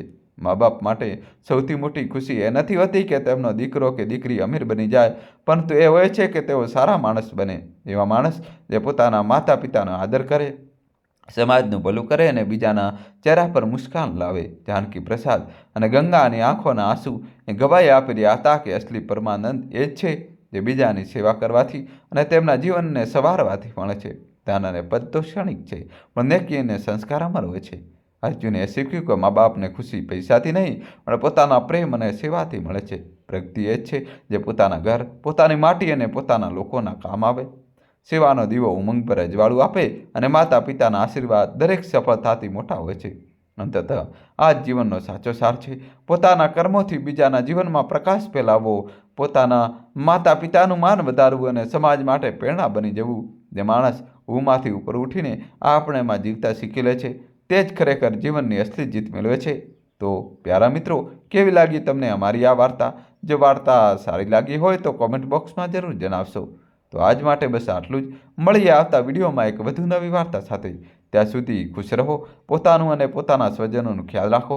જય શ્રી રાધે કૃષ્ણ. અને દોસ્તો, કોમેન્ટમાં તમારે જય શ્રી કૃષ્ણ તો લખવું જ પડશે, જલ્દીથી લખી દો અને વિડીયો લાઇક કરો અને તમારા મિત્રો સાથે અને વોટ્સએપ ગ્રુપોમાં આ વિડીયોને વધુમાં વધુ શેર કરો વિડીયો લાઇક કરી ચેનલ સબસ્ક્રાઈબ કરી દો. ખૂબ ખૂબ ધન્યવાદ. અને કોમેન્ટમાં જય શ્રી કૃષ્ણ તો તમારે લખવું જ પડશે. થેન્ક યુ, ધન્યવાદ.